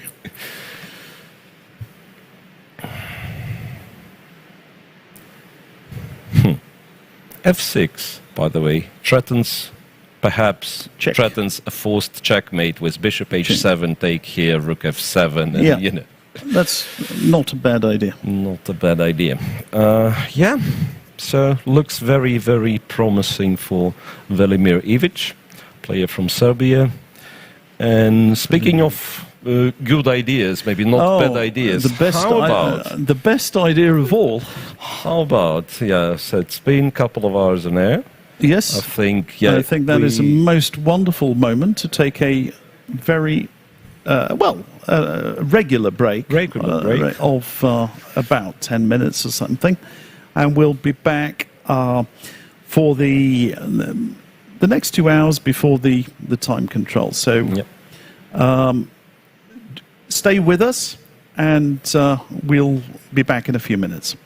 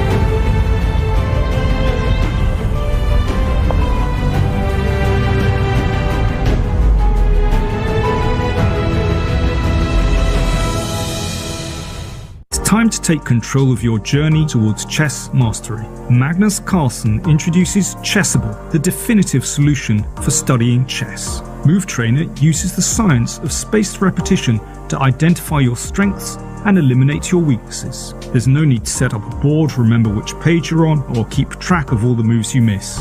Get started now and join our growing community of over 100,000 chess enthusiasts at chessable.com. Chessable, take control of your journey towards chess mastery.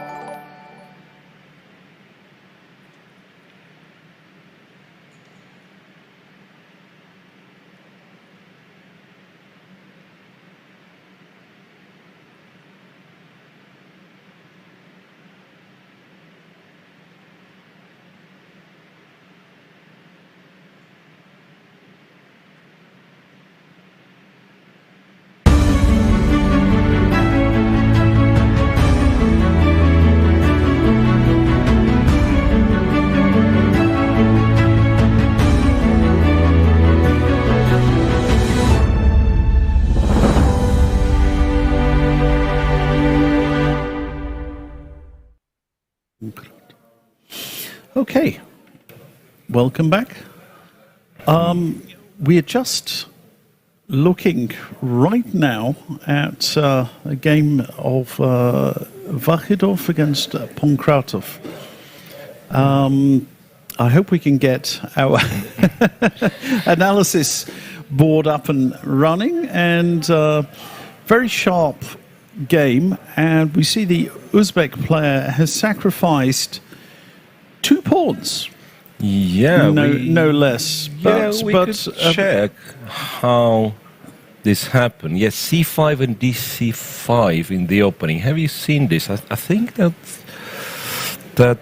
was the system. Someone pointed out to me that it is possible to play, and then E4 and very quick E5. That's what White is playing for. So yes. After DC5, yeah, it is a little bit naive to think that this wins a pawn. Yes, but it's with a very specific idea in mind, which is ramming because otherwise it doesn't make a lot of sense. Yeah. You ram the E pawn up the board. Yeah, but now it's not clear how Black is supposed to stop E5, right? There's no D6 yet, so he plays a logical move, captures, then E5, Bishop E3, White gets quite a few tempi.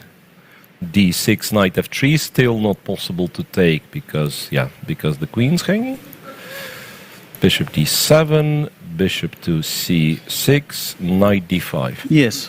I love those games, Nigel, when, like someone starts and he only goes forward. Yes. That's the name. I know what you mean, because there's something very, very appealing about this type of chess that we don't see a lot of these days. Right, Knight to D6, Rook C1. So let's talk briefly about the blockading knight. Aaron Nimzovich would be very happy with that knight there, but it's more or less the only good feature of Black's position. Yeah. That's well placed, and in fact, it's gluing together Black's position. Otherwise, D6 would happen in no time. Yeah, sometimes. But let's just for a moment consider the bishop on G7. You can say it's a good defensive piece, but its effectiveness is limited. It is nullified by that knight on E5, and protected by the pawn, and it's cramping. And there are other things about this position that sometimes, occasionally, Black may want to advance on the queen side with B5 and so on, but you always have to consider knight C6 or even a rook coming into C6. So it looks very, very passive indeed. And it's 2 bishops. Let's not forget. The one on G2 is not doing that much at the moment, but at least it's protecting an important cramping pawn in the center. B5, yeah. And it might as well go to H3 sometimes to control the C8 square, so that it's easier for White to seize the C file. Mm-hmm. Bishop F2 and A4. Queen A5, Rook C5, Queen D8 looks like a bit of a... Yeah, but okay. What else can he? What else can he do? He's under pressure. 5. Yeah. And this is very sensible for White, advancing on the king's side. The move H5 has a point to it. At the same time, it's a little bit weakening, and White can afford a weakening on the king's side more than Black can. Yeah.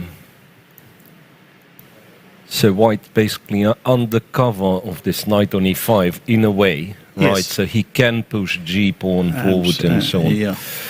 Knight to B5, Queen C4, and Black finally decided he bit the bullet.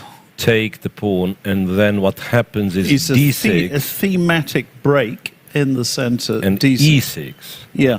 So he's smashing open the king side and The diagonal, and I'm not sure at all what to do. Yeah? Black is supposed to play here. So let's give a simple sample line. Yeah, Rook e6. 6 takes King h7, King h7 and bishop bishop e4, e4. and there's no way. No, just time, just finished. Yeah. Time to lose. Time to resign. So it looks very promising, to say the least, for FIDE. Yep. Yeah, very, very interesting. Should we look at Sindarov, Javor here?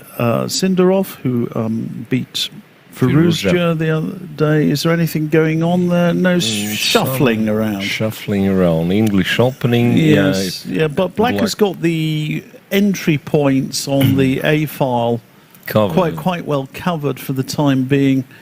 Difficult for White to do that much at the moment. Yeah, and they keep shuffling around, in fact. Maybe it's some sort of stalemate, this position. Yeah, like Black might dream of playing f4 one day, yeah, but it has to be done carefully, because f5, f4 will give a square on e4 for the knight.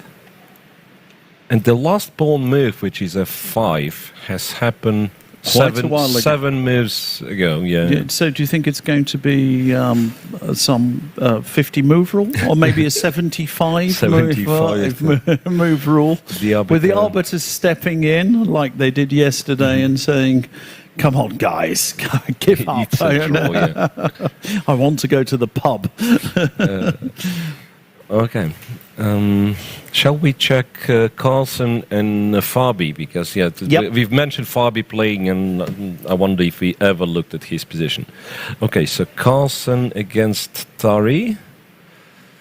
Knight e5 was played in the position that we were discussing. Knight e5 is yet another option, right? Knight d7, bishop b2.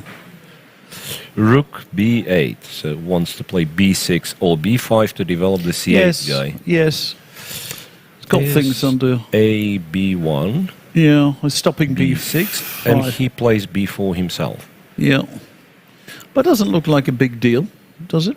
And bishop b7, exchanges here, and bishop to a3. And it might be one of those. Just a little tickling there, a little tickling. Okay, bishop c5 is a threat. Is a threat, yeah. And the point is that rook c7 is met by knight b5. Knight b5, yeah. It's a bit awkward. The rook. Yeah, once. So that's a question. Yeah, once again, give Black kind of one tempo, and he'll be absolutely fine. Yeah, like queen d7, rook f to c8, and he's very happy. Yeah, of course. Yeah, but he's shy of a tempo. Yep. So slight pressure, right? It's a little bit. It's what you would expect from Magnus Carlsen. Uncomfortable here.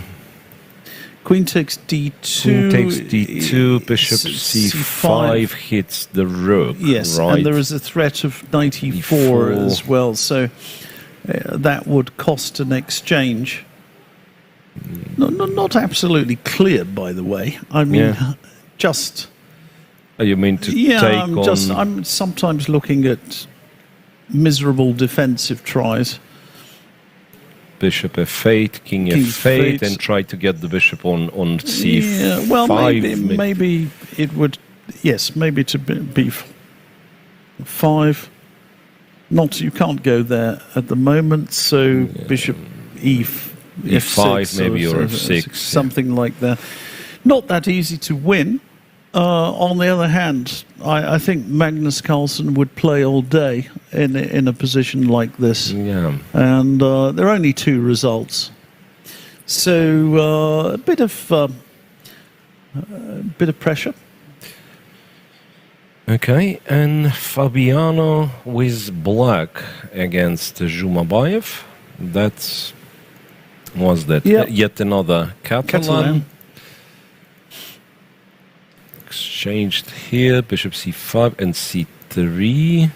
Right, that's well known. That's an interesting line because in general this is considered to be a little bit better for white. So he just takes. Yes. Because people were, if I'm not, Here you can take us. Yes, you well, do. Yeah, and then it's a little bit better for white. It's a strange position, which it looks identical, but somehow the black c pawn is weaker than white c pawn. Indeed. And what happened was this, and then you have what it's called, the queen side majority for black, which will be hard to advance, right? And white has some superiority in the center. F5. And F5 is typical, right? It is. Because, in fact, you need to cement your knight in the center of the board. D5, yeah. So the pawn on B6, if we can just show that, dominates to a degree the knight on B3. On B3. So these are typical positional themes. D to C1, interestingly, right? The rook on D1 is in the center, but at the same time the D file is unlikely to open. Yes. So he puts the rook on this rook on the C file, and the other rook might come into play after A5, E3, bishop to F1, swapping the bishops, G5 and G4. Expanding. That is a very good positional move because everything is to cement the knight on D5. So one of white's ideas is to advance in the center with F3 and E4. Once that knight is evicted, white may claim a slight advantage or something like that. But when black just quickly advances, obviously in an endgame he's not going to get mated. Here there's no chance G4, of that whatsoever. This, to my mind, is a bit awkward for white. For white, yes. Yeah, potentially this can be better for black if not better already, right? Yeah. And once again, pay attention to this knight cementing everything, right? Yes. So it blocks the pawns, it guards B6. So even if white was to play A5 and say black couldn't react in any way, so white exchanges still, the B6 pawn is safe. Doesn't achieve anything. Yeah. So knight D2, he's correctly realized that this knight was misplaced, and he's now aiming for the E5 square and maybe coming into C6. Yeah, that's one of So this is the route. There are some other possibilities, perhaps less effective. White can consider E4. Not sure how good that is. Yeah, that's once again it's the move that you do play in these structures, right? But I'd argue that more often in the middle game, so that you have E6 as the potential target, right, with queens on the board and so on. Yes. But so black will probably hover with the king somewhere around D7, and then we'll see. Maybe he'll try to push the H-pawn. Black is not without a chance here. He might, Fabi might get some winning chances. Has he done something or not? No, he just arrived. He's done something. He arrived to the board, right? Our friend Anish, what does he do? Oh, whoa. What is that? That was the last time we've seen was this one, and then B5 And we've guessed it all till queen b5 in Anish's game. Yes, very good. And queen f1 was played, after which... Yeah. And the queens came off, and then c5, which was the thematic advance we were talking about. Takes. And clearly going for checkmate on the h-file with this. Bishop e4, I'm jesting. a5. Captured, e5. Yeah, but somehow this rook got to take on h2, right? Yeah. That. D e3, bishop e3, rook h5. I'd say white has two bishops, right? There's a little problem. His rook on a3 is hanging. Yes. How this came about? The rook was on c5, so that's... So he moved it. No, I mean, it felt like, the rook on a3 wasn't hanging, and a few moves happened, and then you might think, there is some, after rook there h5... is some tic-tac. Yeah. Rook a4, so he takes, knight g4, and bishop went to a7. But the question is, what is black going to do now? Bishop b4? Or rook d8. Yeah, I thought bishop b4 perhaps forces rook a1. Yeah. So can I look at rook d8 instead? Just get... We've got rook, knight and bishop there playing to some degree. So that's a threat of check and... trade the rooks. But maybe bishop b6 is a good response to that. At tempo, and you can't leave the h rank. Okay. Yes. Anish went for a check. Wait a second. What's this check?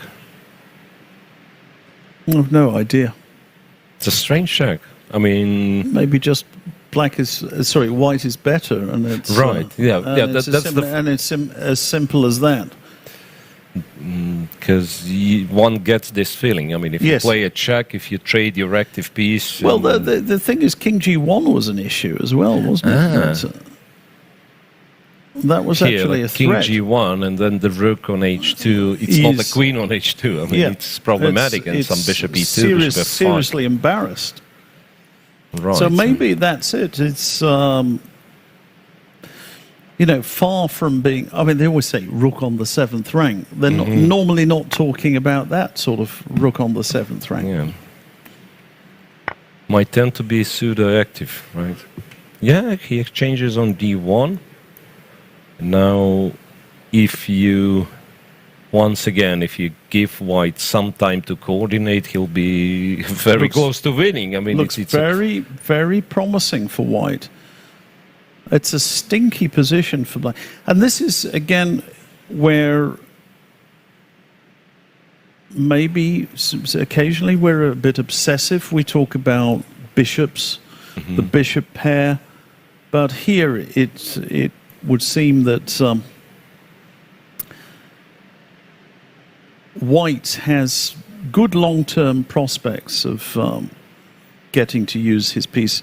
I think black wants to keep a pair of rooks on, wants to make it as difficult as possible in the short term for white to advance the b pawn. But I wonder about rook b5 here, and rook b5 trying to penetrate. And rook b8 as well. If I mean, not an immediate rook b8, but protect the f2 pawn, and then go rook b8, swap the rooks. And maybe it's not. Maybe you're not in time. Rook d8, king e2, and then rook d7, and maybe there are some issues there with the bishop. It doesn't have as many squares as you would like. Yeah. Still, it's not equal. I mean, bishop c... then you've got knight f2 as a possibility. Can we try to improve on this one by playing rook d5? You can. So that's... And you're trying to encourage the move knight f6, after which you will... Which you go here. Yes. And after rook d8, you can play rook b8. Absolutely. And yeah, in that position will be tremendously dangerous. Still, you're a long way from winning, Yeah. but that could be pretty nasty. You know what happened? Mamedyarov just lost in what? In less than 3 hours. Yeah, in I just 29 moves. Yes. Just got completely. Yeah, his d3 perhaps was not to the point. F to d1. Well, we felt, didn't we, that it was not effective. Bishop e1, e5. And that looks like a very, very strange choice. Bishop d5. Oh, well. And if you don't have a good move now... Yeah, I had to plan for it in advance. Yeah, perhaps e5...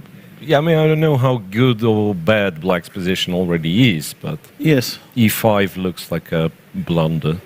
Yes. Bishop d5, and if the next move is king g7, okay, maybe could we not take... we couldn't... No. The point was that rook takes c1, bishop takes e8 is the issue? Yes, because takes queen f7 check. And, check, and h4, and something. And bishop takes h5 check. Bishop h5 check. Nice. Yes. Queen f5 check. And queen g5 mate. Oh. Bravo. Yep.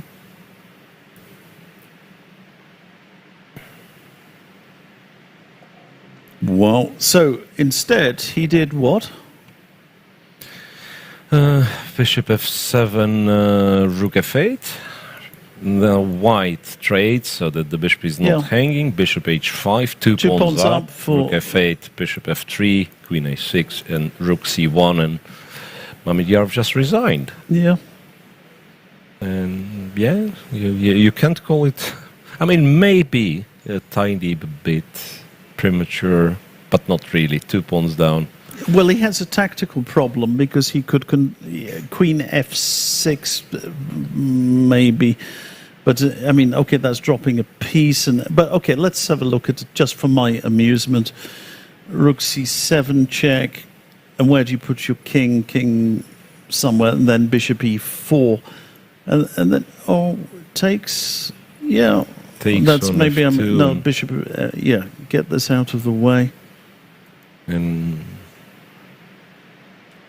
it's a problem, isn't it? It's a checkmate. Yeah, it's a checkmate. It's not only a check. Yeah, it's a checkmate. It's a checkmate. So these are the sort of issues. So it was a pretty horrible game. Yeah, lost pretty quickly. 29 moves. Yeah. So that is a surprise. 27-82.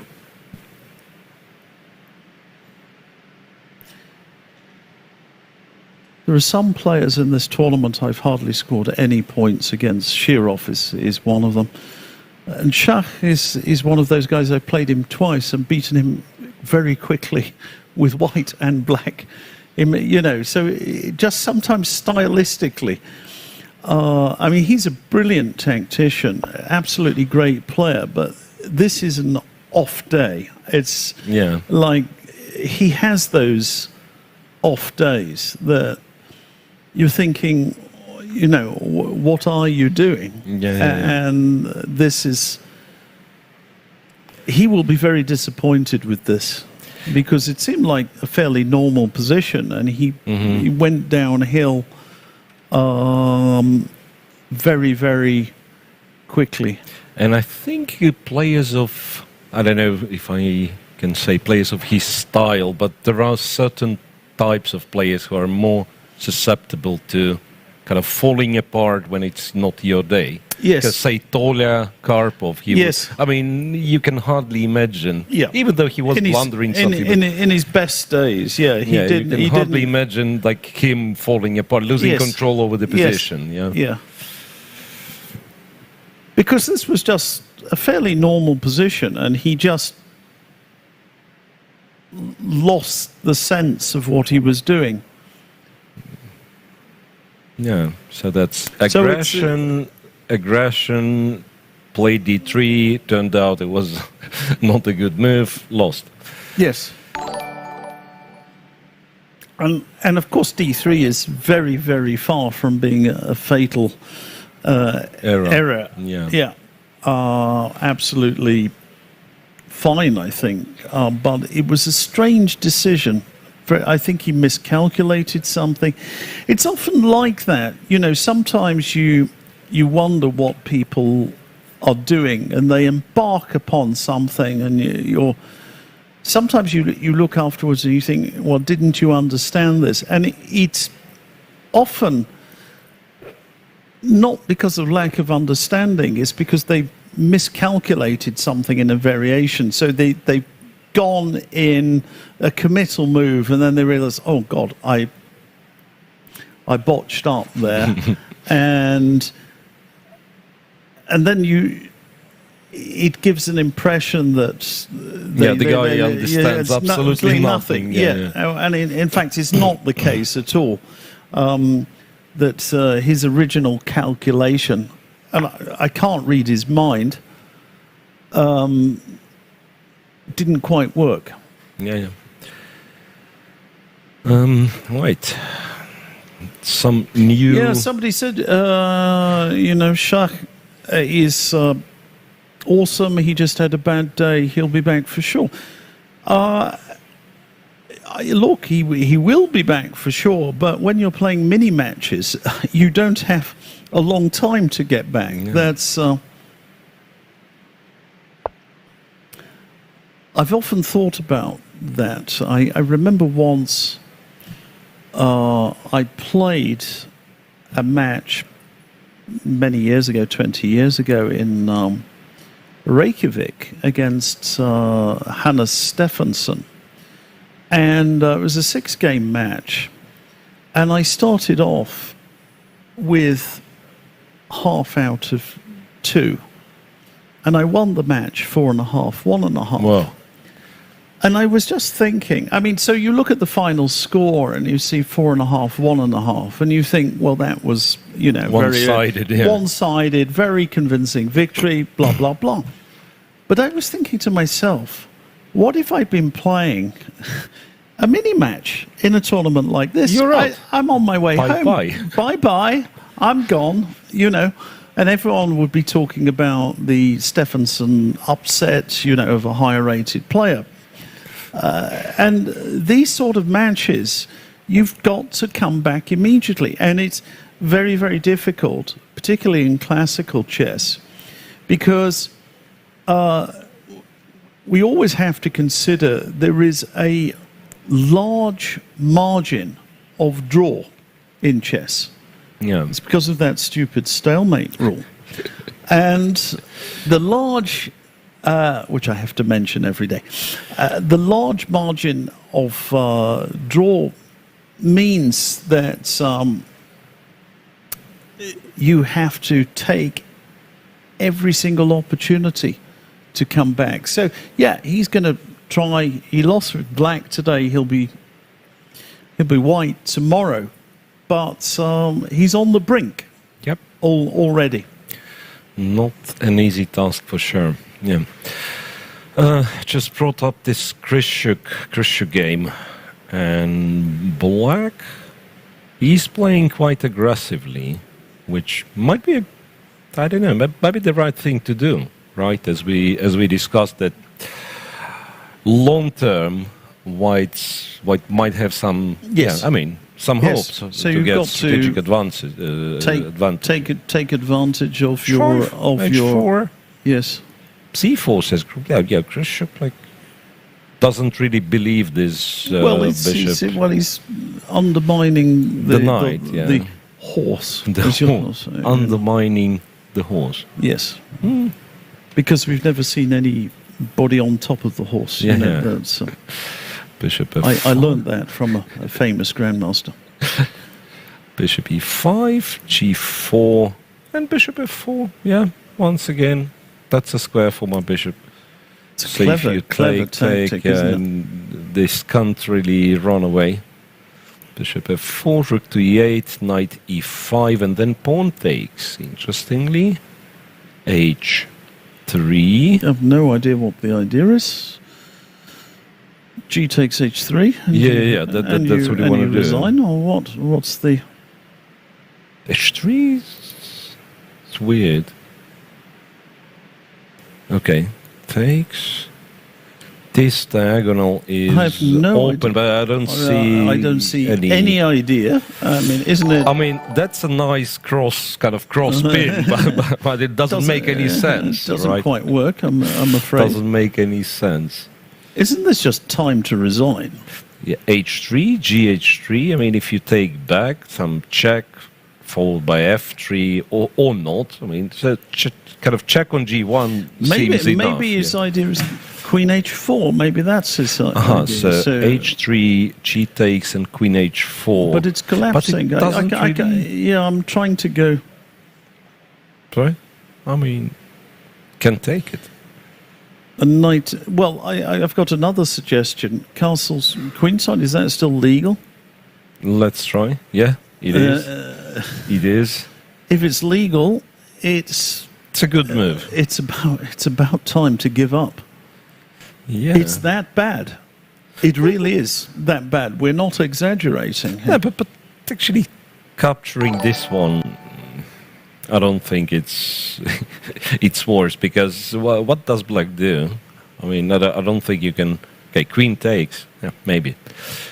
Castle long looks very, very strong.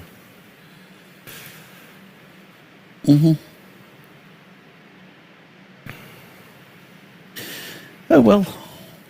So do people mention something? Yes. So Vahidov, back to Vahidov, he is or is not winning. E6, king f8. That's what Pankratov has found. Yeah. E7. Exchange on e7, queen e4, queen b7, bishop d5. And there is no way of protecting f7. Jose. So just, and looks so, crushing.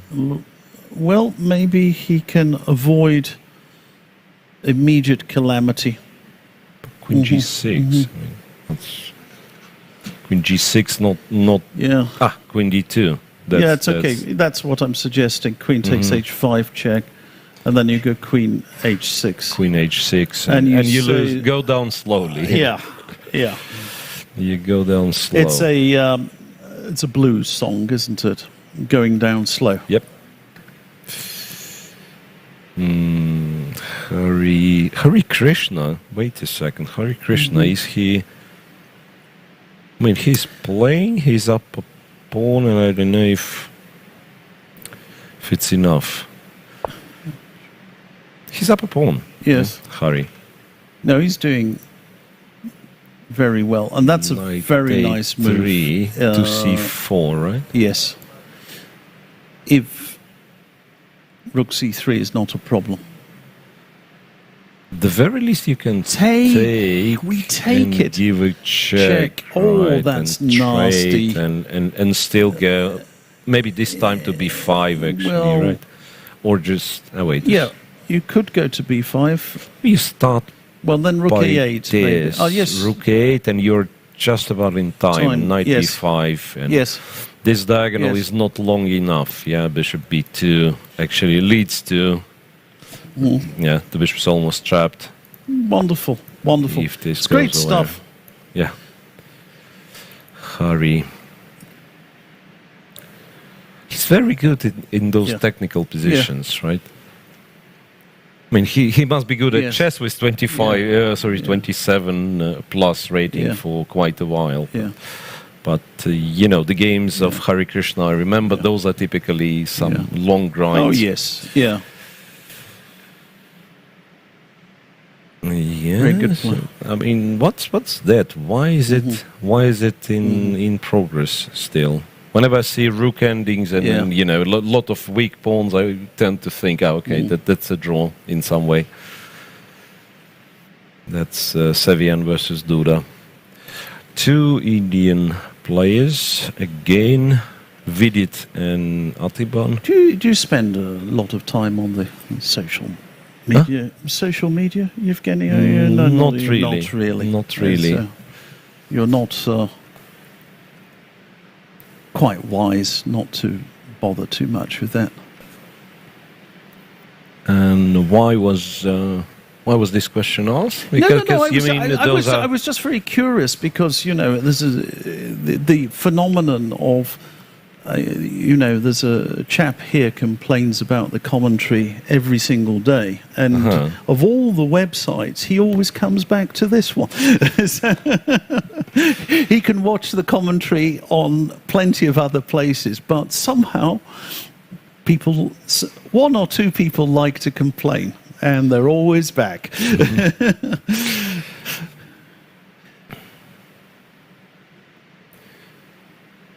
Looks like, something changed, and we look at an absolutely different game from a different opening, right? Remember, it used to be this. Yes, that's right. That's used right. To but be this. Looks a bit awkward for Adiban, doesn't it? The final position, the final position, the current position. Yeah, Queen C2, King G2, and the Rook wants, in some cases, to go to H1. White has a better structure. And all the pieces nicely placed, right? Yes. And at some point, you always feel there is some tactical shot, some Queen D7, something like that. You want to go in. Yeah, Queen takes C4 is good for the moment, but like white pieces. I mean, in a very compact way, all protecting each other, right? And black has his pieces all over the place. In the style of Ulf Andersson, there are one or two Swedes here. Look, Bishop F3 in combination with King G2. It's it's a sign of a great chess culture. Speaking of Swedish players, where's Nils? Nils against Jeffrey. That's this endgame. That's this endgame. White's better. White's better. Nothing changed all that much. Pressing. It's unpleasant to defend these positions. Very, very unpleasant. Right, was some endgames. That's Puya Idani from Iran. Yes, with black. We've been to. I think he was playing. Yeah, he was playing. He's one of the few unlucky guys that I managed to win against. Ah, right. Yes, that's right. Of course.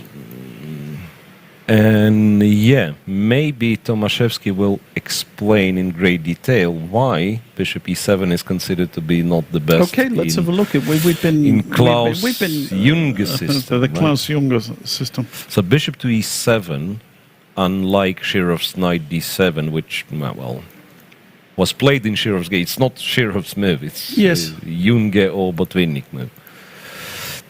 Okay, and here black wins the pawn back.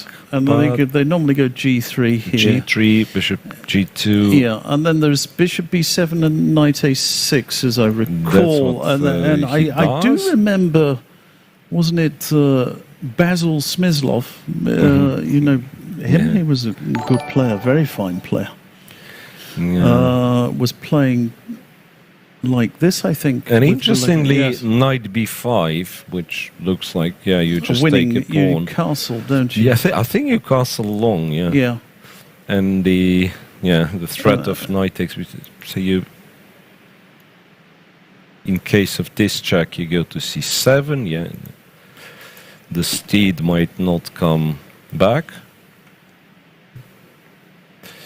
Okay, so white went here, captured castles. Oh, wow. Rook D4, Queen E2. Yeah. So we see some parallels with the Shirov game. Yeah. In fact, quite a few parallels that, white has abandoned his d-pawn or maybe he couldn't protect it. Too much difficulty to hang on. At the same time, It looks as if the black king is more uncomfortably placed than the white. So how is this going? And queen h5, and white had no other choice but to trade the queens. Okay. Maybe he Maybe had it's good. the No, f3 maybe then. it's good. Maybe So it's he good for black. trades rook c1, king b8. Yeah, and that's what they usually do. They run with the Well, king. hang on a second. Isn't this good for... Rook d1, king c6, and king c5, and so on. h4, b4, and rook d5, Rook c1. rook c1, king b5, h5. So trying to distract the rook. Yes. Yes. So if rook takes, it's knight d6. But even this, king a4. You can go king a4. Yeah. King a4, go king a4, go in. If rook takes c4, I'll just play knight d5. You can take a pawn, and then I'll go in. And who is better? Well, is better and why? Yeah. Yes, and it's black is better because his pawn is much further advanced. So, looks to me like Puya Idani is doing well. Yeah. So even the So yes. Even the final position in this line that we have looked at is probably not hopelessly lost for white, yeah, because he can dream of sacrificing the knight for the b pawn and eliminating the last pawn remaining. But Yes, yeah, but it's possible. black is in no danger. but it black seems. is yes, of course.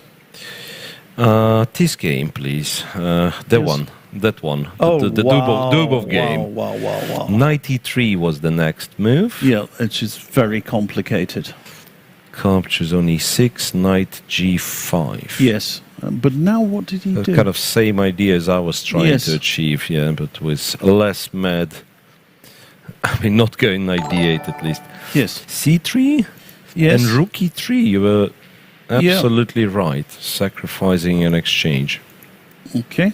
Captures on b2, knight d7. What's the material? Is It's it two pawns? Two pawns. pawns. But there is some looseness to the black position. I mean, if black can somehow get to an end game, Get it here. well, that would be brilliant. But Yeah, I completely agree. Like the queens are off, and black all of a sudden is Yes. winning. Yeah, yeah. but it's not what Dubov will wholeheartedly accept. Yeah, trading queens, bishop b7, bishop f6, knight e6, and the knight returns to e6, bishop h6, and a funny-looking queen g8 move.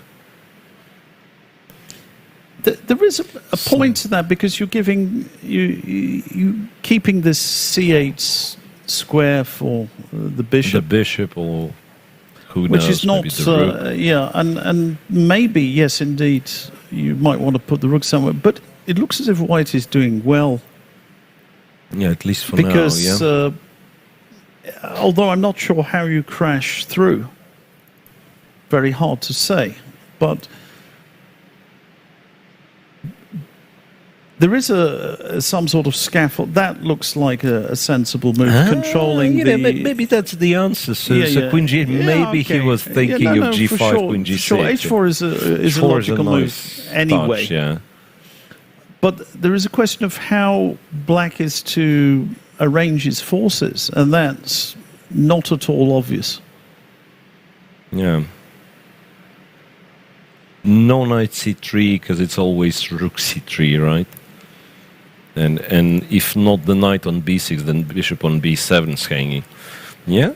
So can you do some strange things? Can you do bishop c8 here? Is that a move? But the pawn And and then bishop d7. That was my idea. Oh, wait, but No, bishop d5 is winning too many pieces.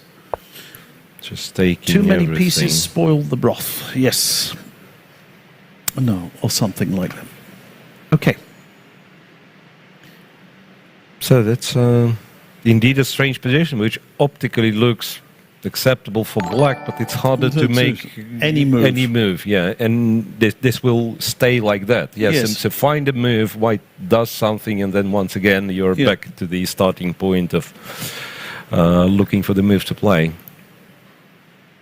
So he's got quite a bind there, and Malakov is maybe drifting into time trouble. Yep. Wouldn't you say? 12 minutes and what's that? Move 27 in such a position. Yeah, you're easily. All White's pieces are going very well here. Right. The knockout blow is not easy to find, but still, one feels. It's almost Zugzwang. A bit of an exaggeration, but you know what I mean here. Yeah, it's not easy at all. It's not easy at all. All right. Well, what else? Maybe some games that we didn't look at all. Yes. Abbasov against Yesipenko. That doesn't look particularly thrilling. Not a thriller. Either White is going to win or it's going to be a draw. More likely. Yeah. So how about Shirov, by the way? It's Oh boy. It's still entertaining. Boy. Let me entertain you. Oh wow. C3. And that's it's a feature of those Botvinnik system players, that they might have those double C pawns, but somehow they turn those very often into connected pass pawns. And that's the case in our game. Knight E4, a check, Rook D3, Bishop E3, and Knight D4. Yeah, with a nasty threat on H2. What did he do? He didn't play Rook A2. He first captured here. Well, why didn't he go Rook A2? That's a question. It's a good question. It's a good question. Yeah, I don't know. Was he forced to take on? So he captured on D4, and now he's thinking. Very odd. I think we have a result. Yeah, we Maxim Matlakov finished in a draw. So Wojtaszek Matlakov. I mean, some. So we'll solid position. Might have been expected. I think we're having more draws today, than in previous rounds. Mamedyarov went down. That was a surprise, but and yes, we will get results. Some decisive results. That much is absolutely certain. Oh yeah. So what's going on here? Knight G5. Ooh. Knight G5.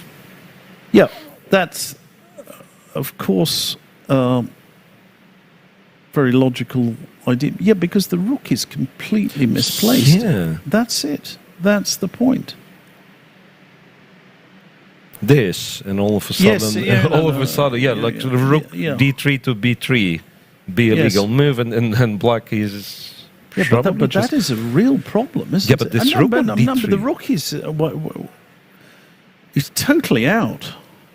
And F7 is not possible to. No, you can't defend this. So anything. It also runs into Rook B1. Does he have a move at all? How about Rook H6? Rook H6. So takes Rook F6. Takes Knight E5. We have to play Rook D2. Takes. And we're dropping. We're dropping a pawn. We're dropping a pawn. You're not dropping a piece, but you're dropping a pawn. I'd still have. That's actually a sad position. Yeah. Maybe he has to. No, wait. D4? No, he's in huge trouble. I mean, if Knight D2 and I'm on time to play some King D5 or King C5, I might be having some some glimpse of hope. But he is in trouble, and not even sure if I've played for white the best way possible. No. But that's just it. the most straightforward, So again, it's very. He's gone rook h6. Yeah, I just think he's smashed here, isn't he? Wait a second, Nigel. There's also this, and somehow this king might not be entirely safe. So there'll be some checks from strange angles. Don't bother. Yeah, I know what you mean, but king b6 or something. King b6, yeah. Okay, check. Oh, so that king c5. King c5. Check, and you'll probably take this knight. I mean, you can take this knight and finally free the rook or play. You actually do take. You do take, and you go c2. And it's not the same when the pawns are on c2 and d3. Two connected pass pawns apparently count for something. Yeah, even in this day and age. Okay. It's jolly to hear some fundamental things are still with us. No, he's going to play knight e5. Alexei's in trouble.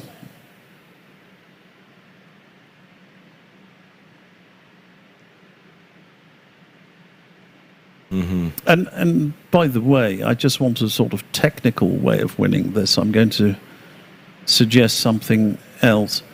Just knight e5, rook d2. Okay, take knight f3. Knight f3. Knight f3. Okay, knight takes d4. But are you sure you'll get... I'm not sure. You're sure you'll get the d... Well, maybe you do, right? Yeah. There is this funny move. Which funny and stupid at the same time, because you go to the C file. Yes. And you play rook d6. Yeah. Sorry for ruining the position. So knight e5. You can try to go. I mean, it might as well be so that you are not in rush to eliminate this one. You just bring the king to e2 and then remaneuver the knight. That was my idea. I mean, I think technically it must be winning, because if you put the king on e2, it's game over. Yeah, the pawn is not. He's done it. Running anywhere. So Alexei's, I think he's stuffed.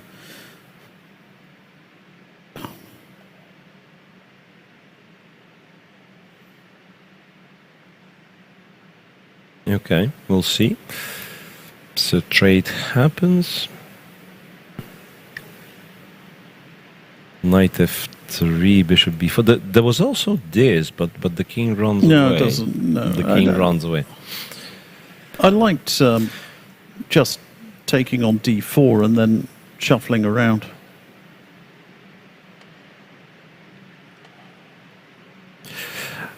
All right. Okay. Next to this game, we have Nihal Sarin against Andreikin, where interestingly only 23 moves played. Right. So that's kind of a slowish game. And the opening on this one, b3, b6, e4. How about that? I'm a bit speechless there. Is that the best move against the Owen's defense? E4 and b6. So other way around. E4, b6, b3. Okay. I suspect it's not the best move, to be honest. But h4 is kind of a reoccurring in every type of position. Nowadays you can play h4.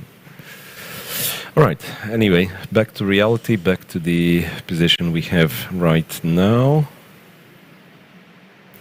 Those are tricky endgames.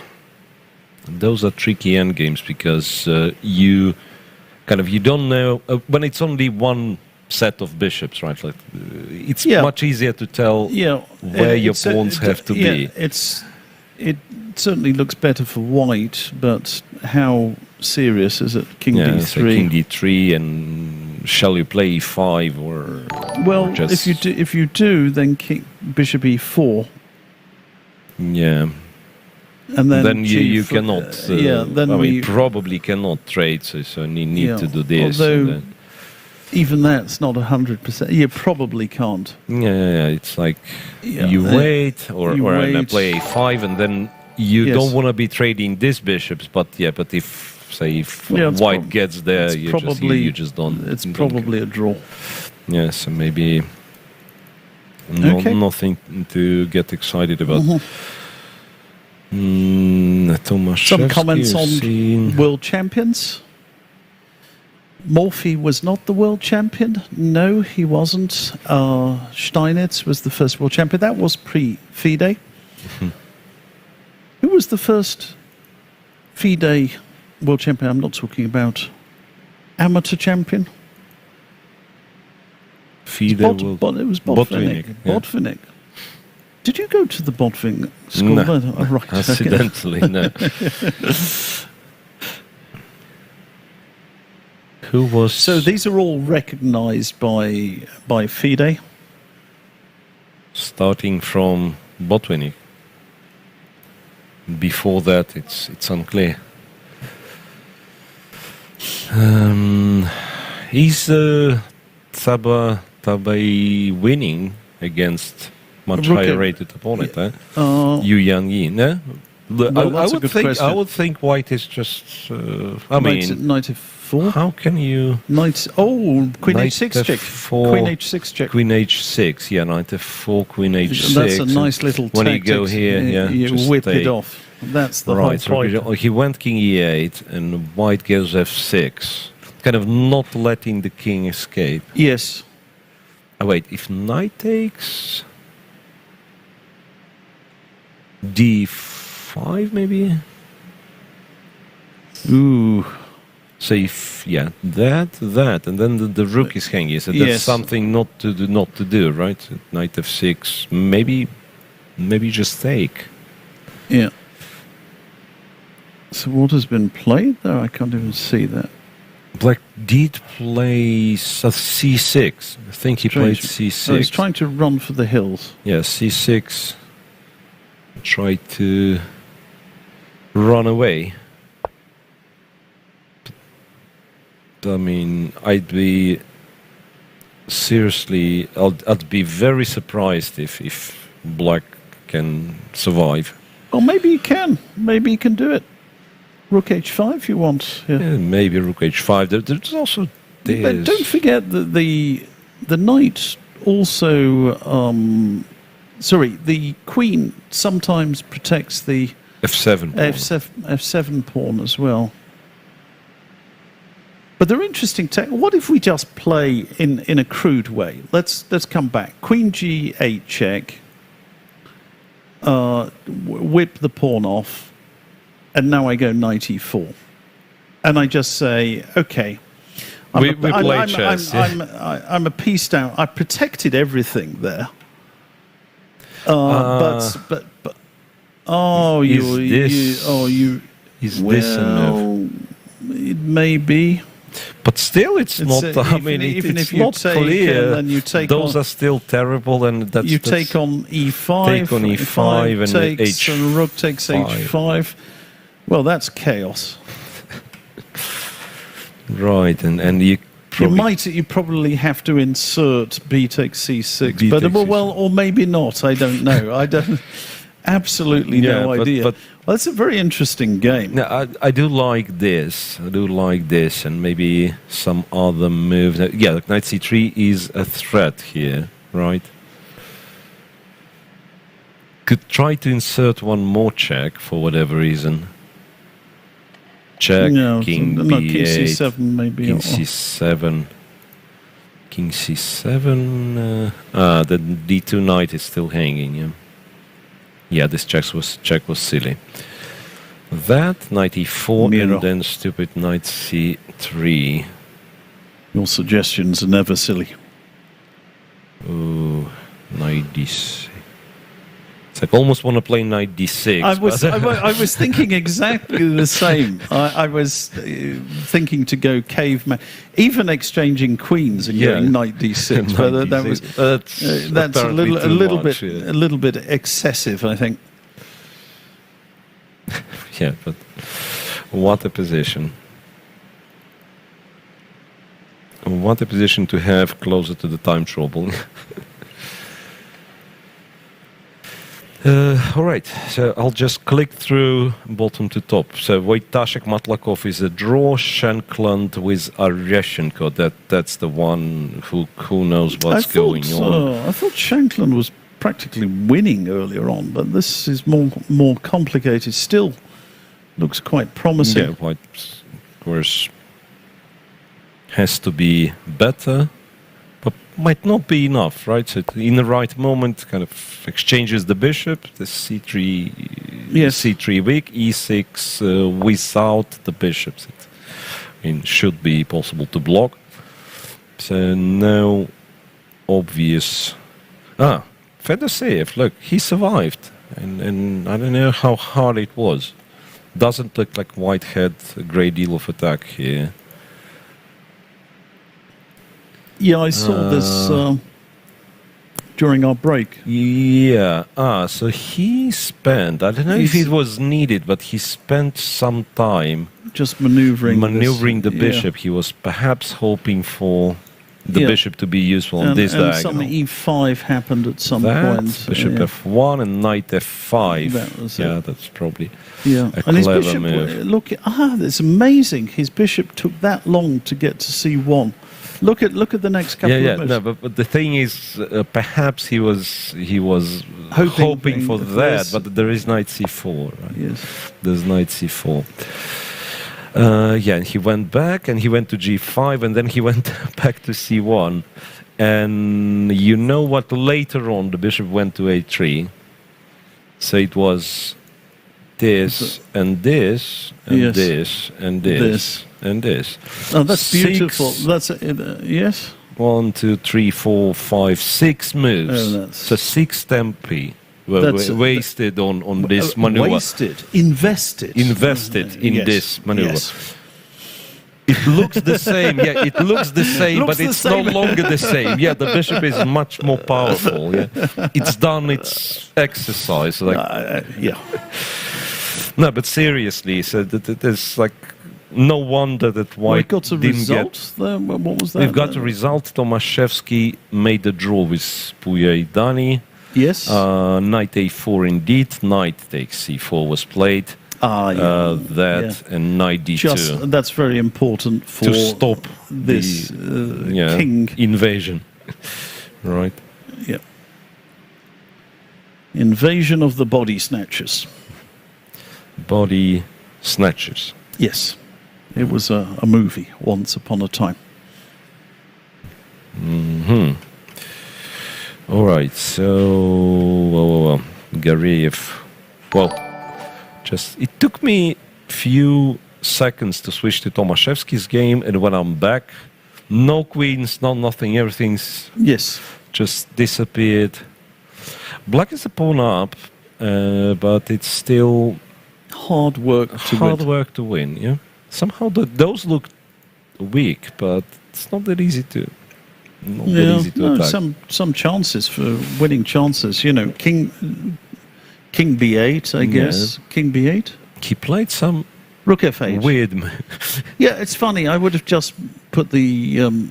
It's just defending so he guards this, and perhaps what difference it makes so that knight a4 now no longer. Oh, I see. So he probably doesn't want to play knight a4 right now. No. Yeah, but if it will be kind of needed, no bishop d7 anymore. And I think perhaps he just wants to meet rook d5 with b6 because then he has these protected, and the king comes to c7 very quickly.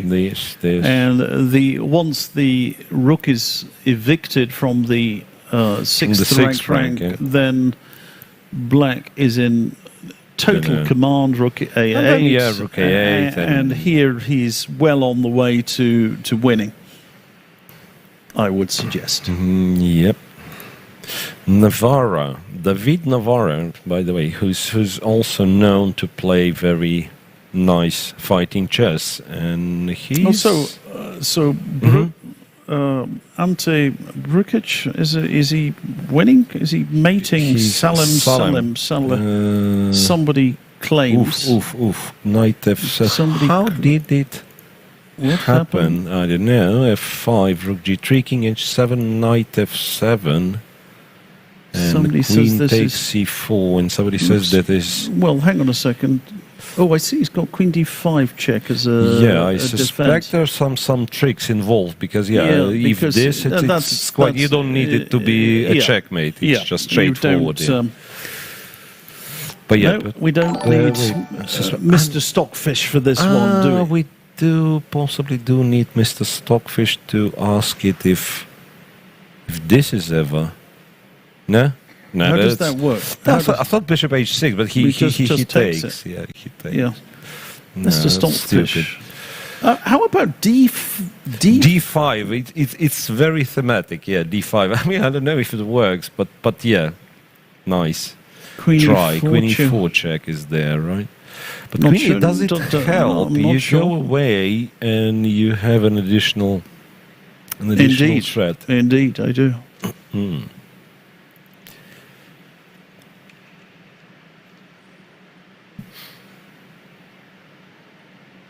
I think that's the movie I would play. It's Queen F5. He's taken that. Oh, that's what? Queen takes F5. Nigel. And now what? It's that simple, I guess. How does it go? Oh, this is so simple. Very good. Excellent. And that. Excellent. Okay, that's it. Yeah. Like in checkers, right? Yeah, that's it. Checkers, just check, and that's very it. Simple. And we are shown who has won. Cheparinov? No, that can't be Cheparinov. Cheparinov was playing. That's exactly Queen F5. He resigned, or what? Yes, he resigned already. Queen F5, Knight D6, even easier. Well, that was actually I was coming on to that one. But, Knight takes D6. Yeah. Comes. And, it's almost the kind same. Of same. Yeah, almost the same thing. Yeah. Rook G7, Bishop H6. Right. Okay. Nice victory for Brkic. And what does Korobov with Georgiev? What happens there? Remember those doubled C pawns for white. And one of them is still on. One of them is still on. It's a rook endgame with evil number of pawns. I would guess it has to be a draw somehow.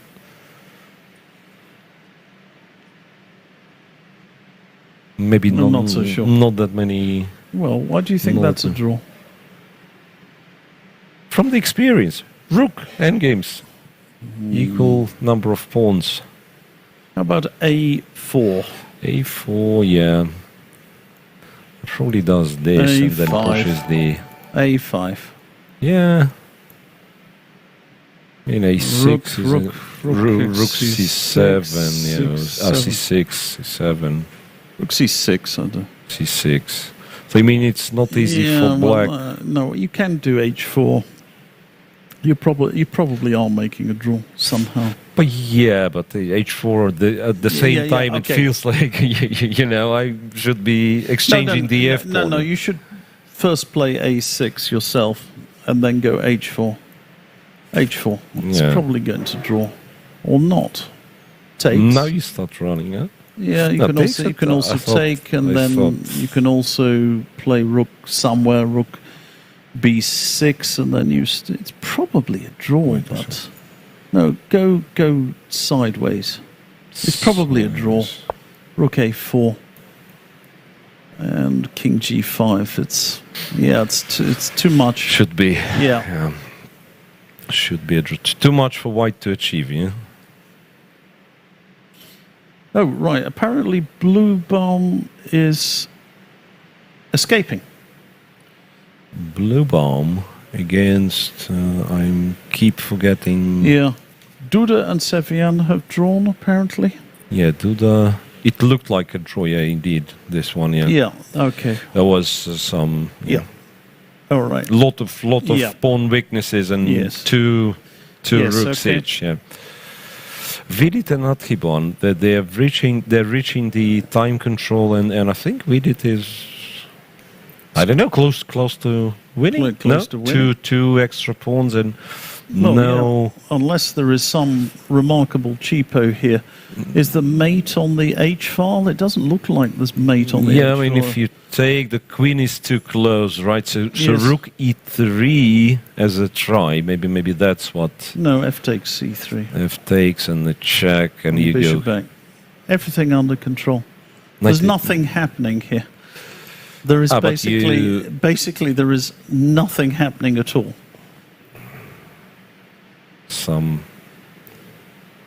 Yeah, Queen takes D5. yeah, perhaps not much he can do. And if this doesn't work, then what do? I mean, you move the rook away sadly, like he did. Yeah, bishop e8. But then, I mean, You can always play bishop D5. Bishop this D5 is yeah, bishop there's, d5. there's nothing going on. So play bishop D5 unless you're going to get mated on the H file. You could do, but probably you can't. It's only a check even then. No, but wait. So, This is not a bad move as well. I mean, how do you attack me with my knight on on f4? yeah, There is also. I like bishop D5. Just there's nothing, no threats, no ideas. No threats. Yeah, fair enough. Maybe still this check rook Yeah, e3. It's the same. It's exactly the same. Yeah, it isn't going to work. It's exactly the same. No, it's just lost. Okay, next one. Next one, Nihal is no. Okay, that Shirov. So He. I thought he somehow won the e pawn, but no, it's Alexei who sacrificed it. E5, knight takes E5, king A6. I don't get it, but okay, F4. Perhaps running with Yeah, the king. he's got to run. King F3, King A4. He's got to put it in on C2. He's not in time. He's not going to even get there to C2. King B3, King D3. King D3. And if you go, that's hard to suggest anything. A knight F3 is going Knight to... F3, knight C4, yeah. Yeah. Bishop C3, but then knight F3 anyway. Mm-hmm. No, It's lost. That's lost. lost, yeah. Basov Yesipenko. That was this somewhat. Yeah, hasn't changed much. Hasn't changed much. Once again, Okay. I mean, the more I look at it, the less I believe White has chances. White has chances only in a bishop and pawn endgame where he has serious chances, probably just winning. In fact, the king on e5 or very close to that. But okay, this is the game. This is the game. Why have we been thrilled wasting our time talking? Yeah, So how did we defend? H4, rook to b8 and rook to a8. Oh, brilliant. And after knight g5, he went with rook a7. So basically, he's trying to say my position is fine as is, right? Yes, I can do... Every single move is possible. Queen e8, rook e6 finally captures there. And it's h5, bishop back to f6, and rook c to e2. So he's got a lot of material, Malakhov. Yeah. Well, now I'm thinking, what is he doing? You know, what is Dubov doing? Rook f6 is a threat, right? Oh! Rook f6, you take with the knight, knight f7, and knight d6. Yeah, that's it. I mean, probably could illustrate it in this way.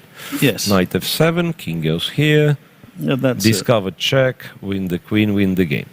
So now that we've figured out what the threat is, how do we defend against it? how do we defend against it? If at all. May I suggest? Go for it.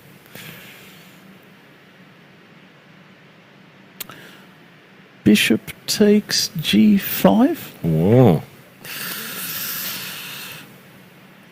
Not with tremendous enthusiasm on my part. As you may have realised, Bishop C. Bishop c8. Yeah, but the Queen b2 check could be awkward now. Yeah. Or not. Yeah, go on, Queen b2. I wonder if I... No, go. I wonder if I No, first just, take no. it. Go. You go want Queen. to do this? Yes. Is that good? I don't know. I'm trying Bishop to. F6, Bishop f6, right? Bishop takes c3. Bishop takes e6. And rook takes. Oh, you can also go bishop h8. No, you can. But you can even take. Yeah, you can take because knight is hanging. Yeah. Yep. Knight is hanging. And knight takes a4. You've got Queen b3 or something against that. Looks like Dubov is crashing through. Raging talent. An immediate Queen b2 was played, Nigel. So he once again creates one of those Dubov's typical Dubov masterpieces. It's a back rank mate. Knight c3. Knight c3. And then what? And then he captures, right? Yes. He threatens. Yeah, he threatens the same thing. Oh, it's gone. And rook e7 and everything. It's gone. Knight takes a4. Can he do that? I'm not. I'm just trying to hold things together for a move.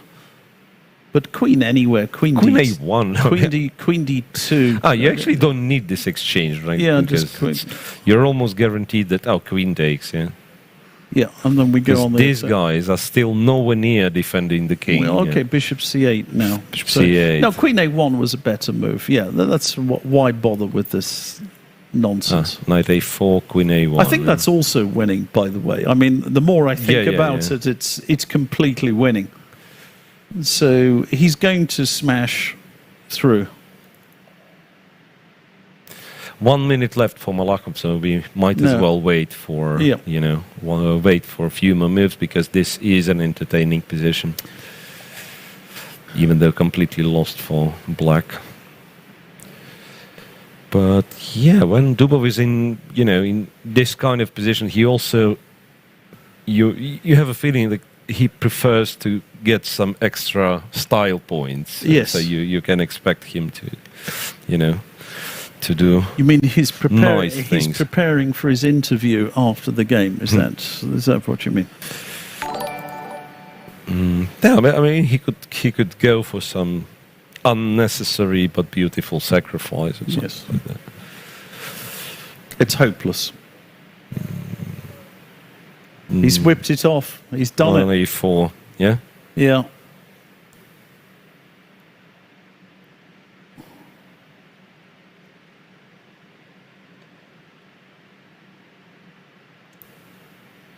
Okay, let's see what he gonna play. Well, rook e7. How crazy is well, I was that? thinking about it, but you probably don't need. You certainly do not need it, but that's the going for some ridiculous brilliancy.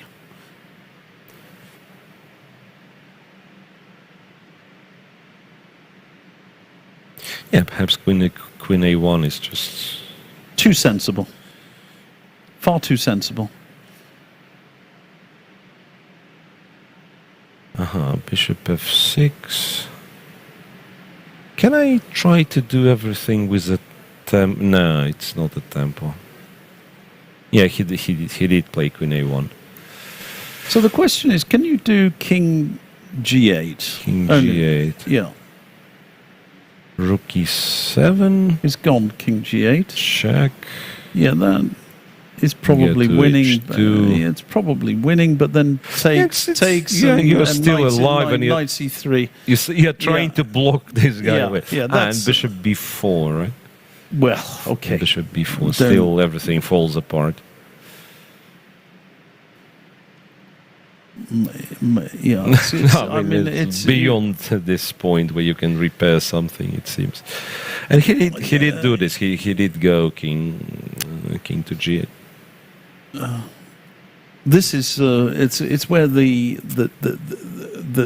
dam has burst, and you're going around with sellotape trying to repair it. Yeah, absolutely. Maybe I'll be. It isn't going to work, Maybe I'll be able to stop it. For rook to e1. He, in fact, tends to prefer simple solutions. Just move it away. Nothing is hanging. Still winning on the king side.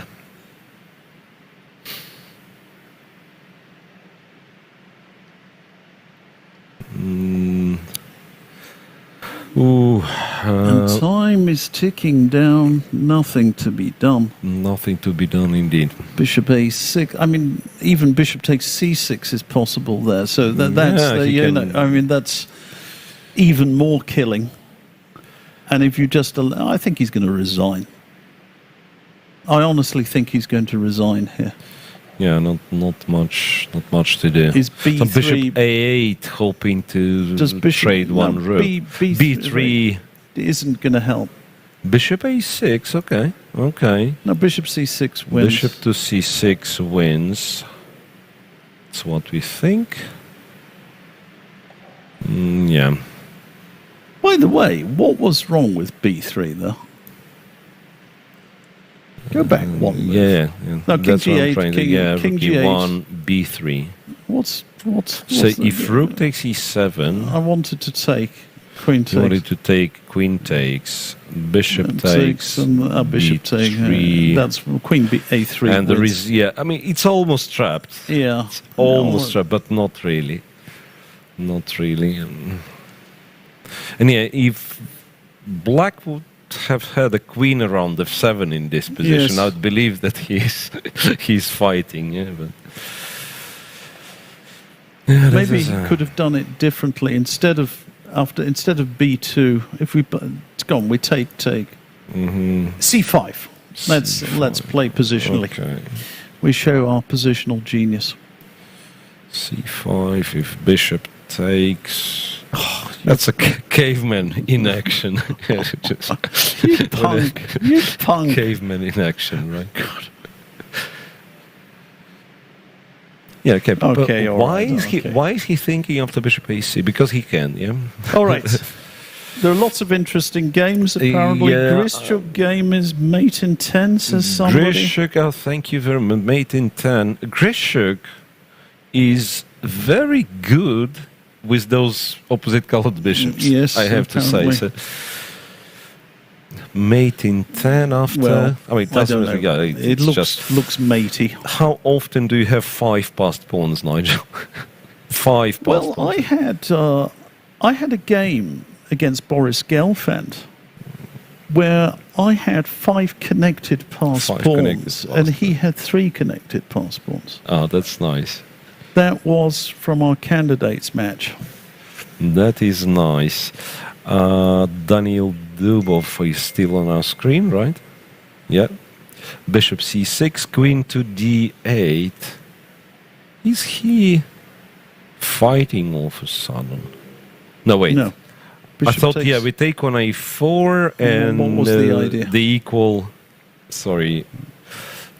The minor pieces are equal, but then I've realized that the rooks are not equal. I mean, white is a rook up. Queen d5, okay, he tries for that. Bishop c6. Bishop c6, and there's nothing to be done. I mean, basically, he's trying not to lose on time, but... Bishop back to c6, just finishes. Okay, that's it. Finishes it off, Yeah, that was his last cheapo. Grishuk has won, and Tabatabai won against Yu Yang Yi, and I have to say that's one of the candidates for the absolutely for the Platinum Crown. The end of that game, because absolutely C6. We felt it was looking very promising, but C4. Wow. Knight F6, DE5, yeah. DE5, so just keeps, Rook E5. Keeps the pieces on. This rook joins. Yes. And then Rook to E7. Everything with checks. Everything with check. Queen E5, King C, Rook E to D7. Very and nice. the knight is kept to cover B1, yeah? Bishop B6, and he captures, and he goes B6. And that's like lovely. Finally resigned. That's lovely. That's a very, very good game. And the queen dominating. That's a brilliant game. That's a brilliant game. B6 and checkmate after Queen F5, Rook D8. Yeah. All right. So Magnus's game is, I mean, it still didn't reach the time control, 37 moves, but it's not that sharp. I wanted to say it is a bit. Come on, this is a very unpleasant position, isn't it? For black. Black is in. Yeah. I mean, if you have to defend your pawn by playing D4, you're in trouble with Knight D5 there. Maybe right. not. Maybe you go for a counter attack on the E pawn. Probably your only chance to save your. I'm thinking Knight D5, but Rook E8 is what I... Rook E8, right. What happens if I take and go Rook E1? Will you be able to... maybe Rook E5. You do have some trumps as well, right? Like the A pawn, the H3 pawn is particularly annoying. You do have some Donalds. Donalds, yeah.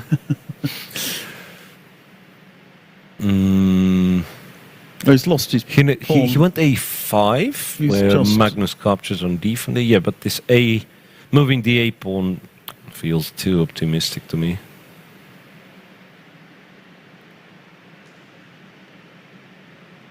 What does he want? Bishop B2? Is that? The bishop. Because now I do believe that you just take, right? I put the rook behind and maybe Bishop B2. Maybe Bishop. No, we can't do that. And then Rook C2 or something. I'm at a loss. I'm at a loss to suggest anything. We think our prediction. I'm speaking on your behalf. I have. You have all the all the right to. Yevgeny, you may contradict me if you wish. We believe that the world champion is going to win. Yes, win. In a word, convert his advantage. Bishop D4, Rook B5. I thought he had other moves as well. I didn't even think that was necessary. But okay, you see what his idea is. He just wants to play E3, I think. And it's domination. It's also funny... Total domination. Funny trick. Knight E7. You can't go here. Oh, right. Because of a checkmate. And then Knight interestingly, if you go here, I mean, Knight E7, you go to a fade. Let's show this, because this is. If there are any Anastasias watching this broadcast, unfortunately, I fear they may be watching the Russian language broadcast. But any Anastasias. This is called Anastasia's Mate. I only discovered that quite recently. Yeah. Did you know it was called that? No. Once again, it's the same as you said. I knew the checkmate pattern, of course. It's a very well-known And theme. then something like Wikipedia, and I'm checking for whatever reason, maybe like preparing some lessons, and Anastasia's checkmate, And he's gone over. Yeah, this is it. Knight E7 is going to end the game. So he went for Knight E7, Knight C6. You can't leave the back rank because of Rook B8. Yeah, this is it. It's going. What a finish! Yeah. What a finish! So please, Magnus, no mistakes this time. No, I remember praising him for perfect technique, remember. And then he went this knight d7 in that game that he won anyway. Yes. This is it. Hand is coming. Across the board. Close up of the face. Close up of the agony, please. Because we're sadists. Yeah. Oh, we've lost our screen. Oh, yeah.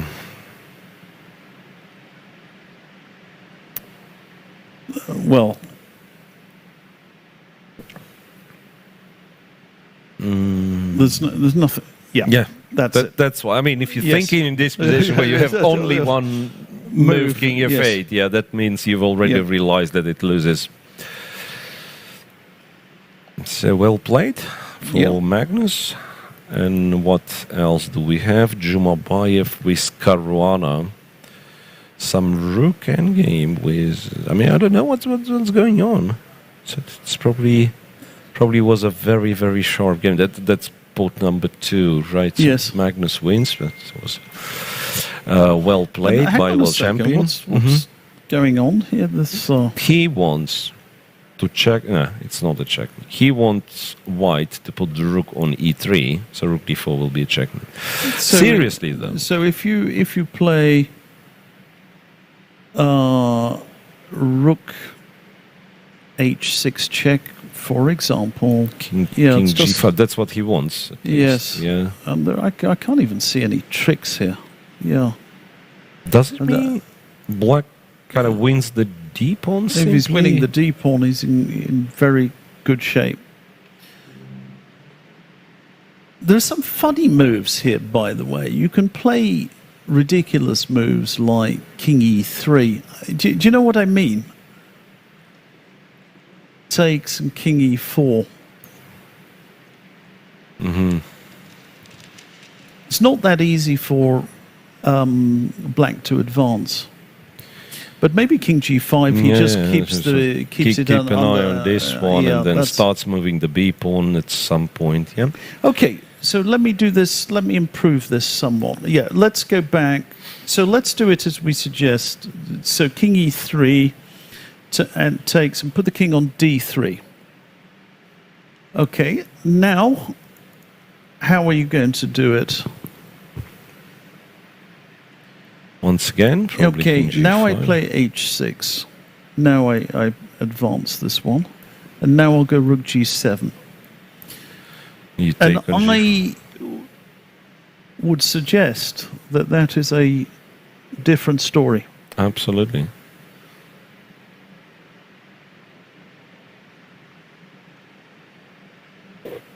Interesting. These are little... It's a very, very tricky position again. Yeah.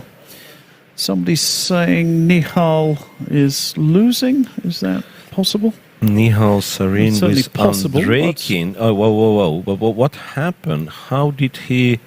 he swapped the bishops. Strange. Nihal, remember we were talking in... Yes. Yeah, and then, he somehow under... No, okay, bishop d4 is fine, but capturing on c5... Very bizarre choice, to my mind. And g4, arranging like everything on light squares. And Andreikin surprisingly did not accept the repetition. Yeah, and you don't, honestly, you do not need to go to the Botvinnik school to know this principle. But how does black win? f5. f5. And then inevitably some weakness. Yeah, right. And the king is always threatening. F4. Yeah, and the king is penetrating. And check, so he forces him to capture. Yeah. King d4 and bishop d7, and that e5 forces the king away, and then it's going to take. Or can do this. I think that one wins as well. Can do this, c6 and just take it. And this, unstoppable. Takes a2, goes back, goes a2. Yeah. Well,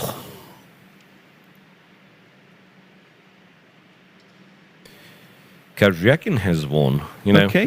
So now we will have a lot of results because that's this critical move 40 thing. Yeah, Karjakin with knight c5. That is so on. disappointing from Nihal. I think that end game play. It's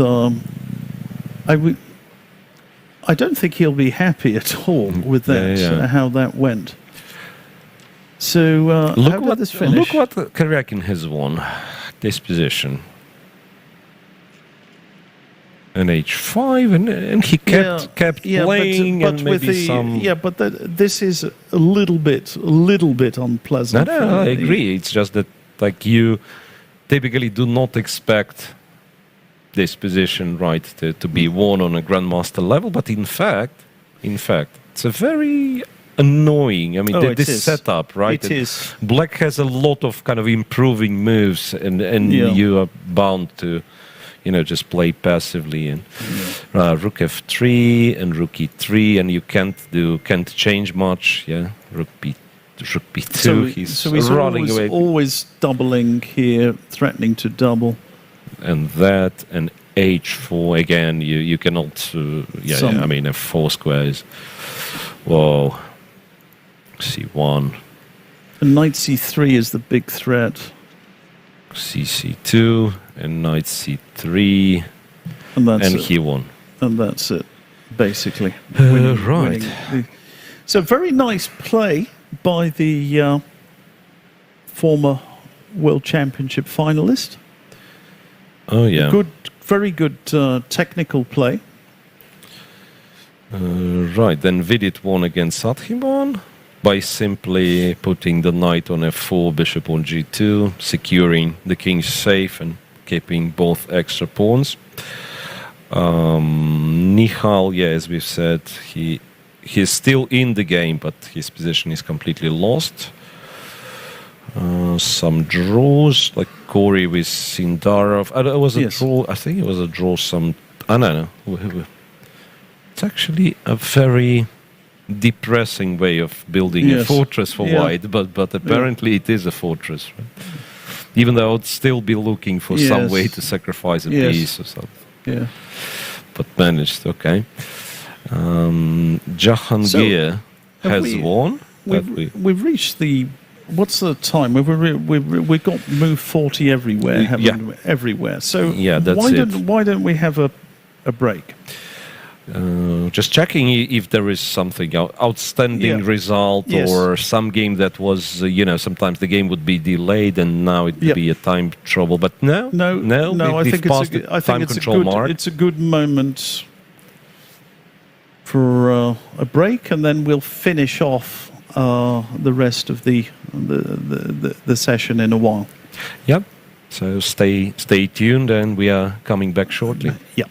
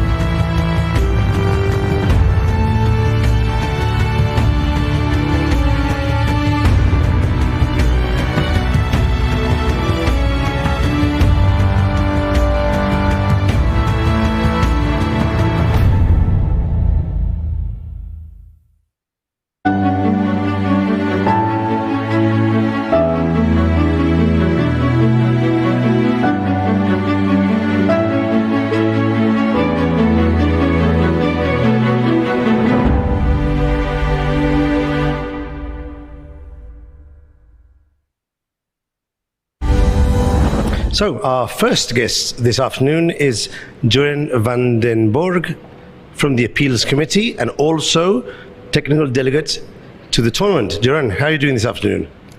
I'm still fine. I'm quite happy that the tournament is running smoothly so far, and there has been no appeals yet, so that's also great. So two full rounds, no appeals. That sounds great. Could you talk to us a bit about your job, not only as appeals committee, but also as the technical delegate of the tournament? Yeah, it basically means that I'm kind of right-hand assistant for the tournament organization here. And as director of FIDE, I already had some experience with how to organize a tournament in pandemic time. So we have daily meetings every day at 1 o'clock with the whole team. And I think the organizers did a fantastic job to create this tournament. And now I'm also enjoying the games. Now, Duran, apart from being the representative of the FIDE here in Sochi in the World Cup, you are well known as one of the main organizers, if not the main organizer,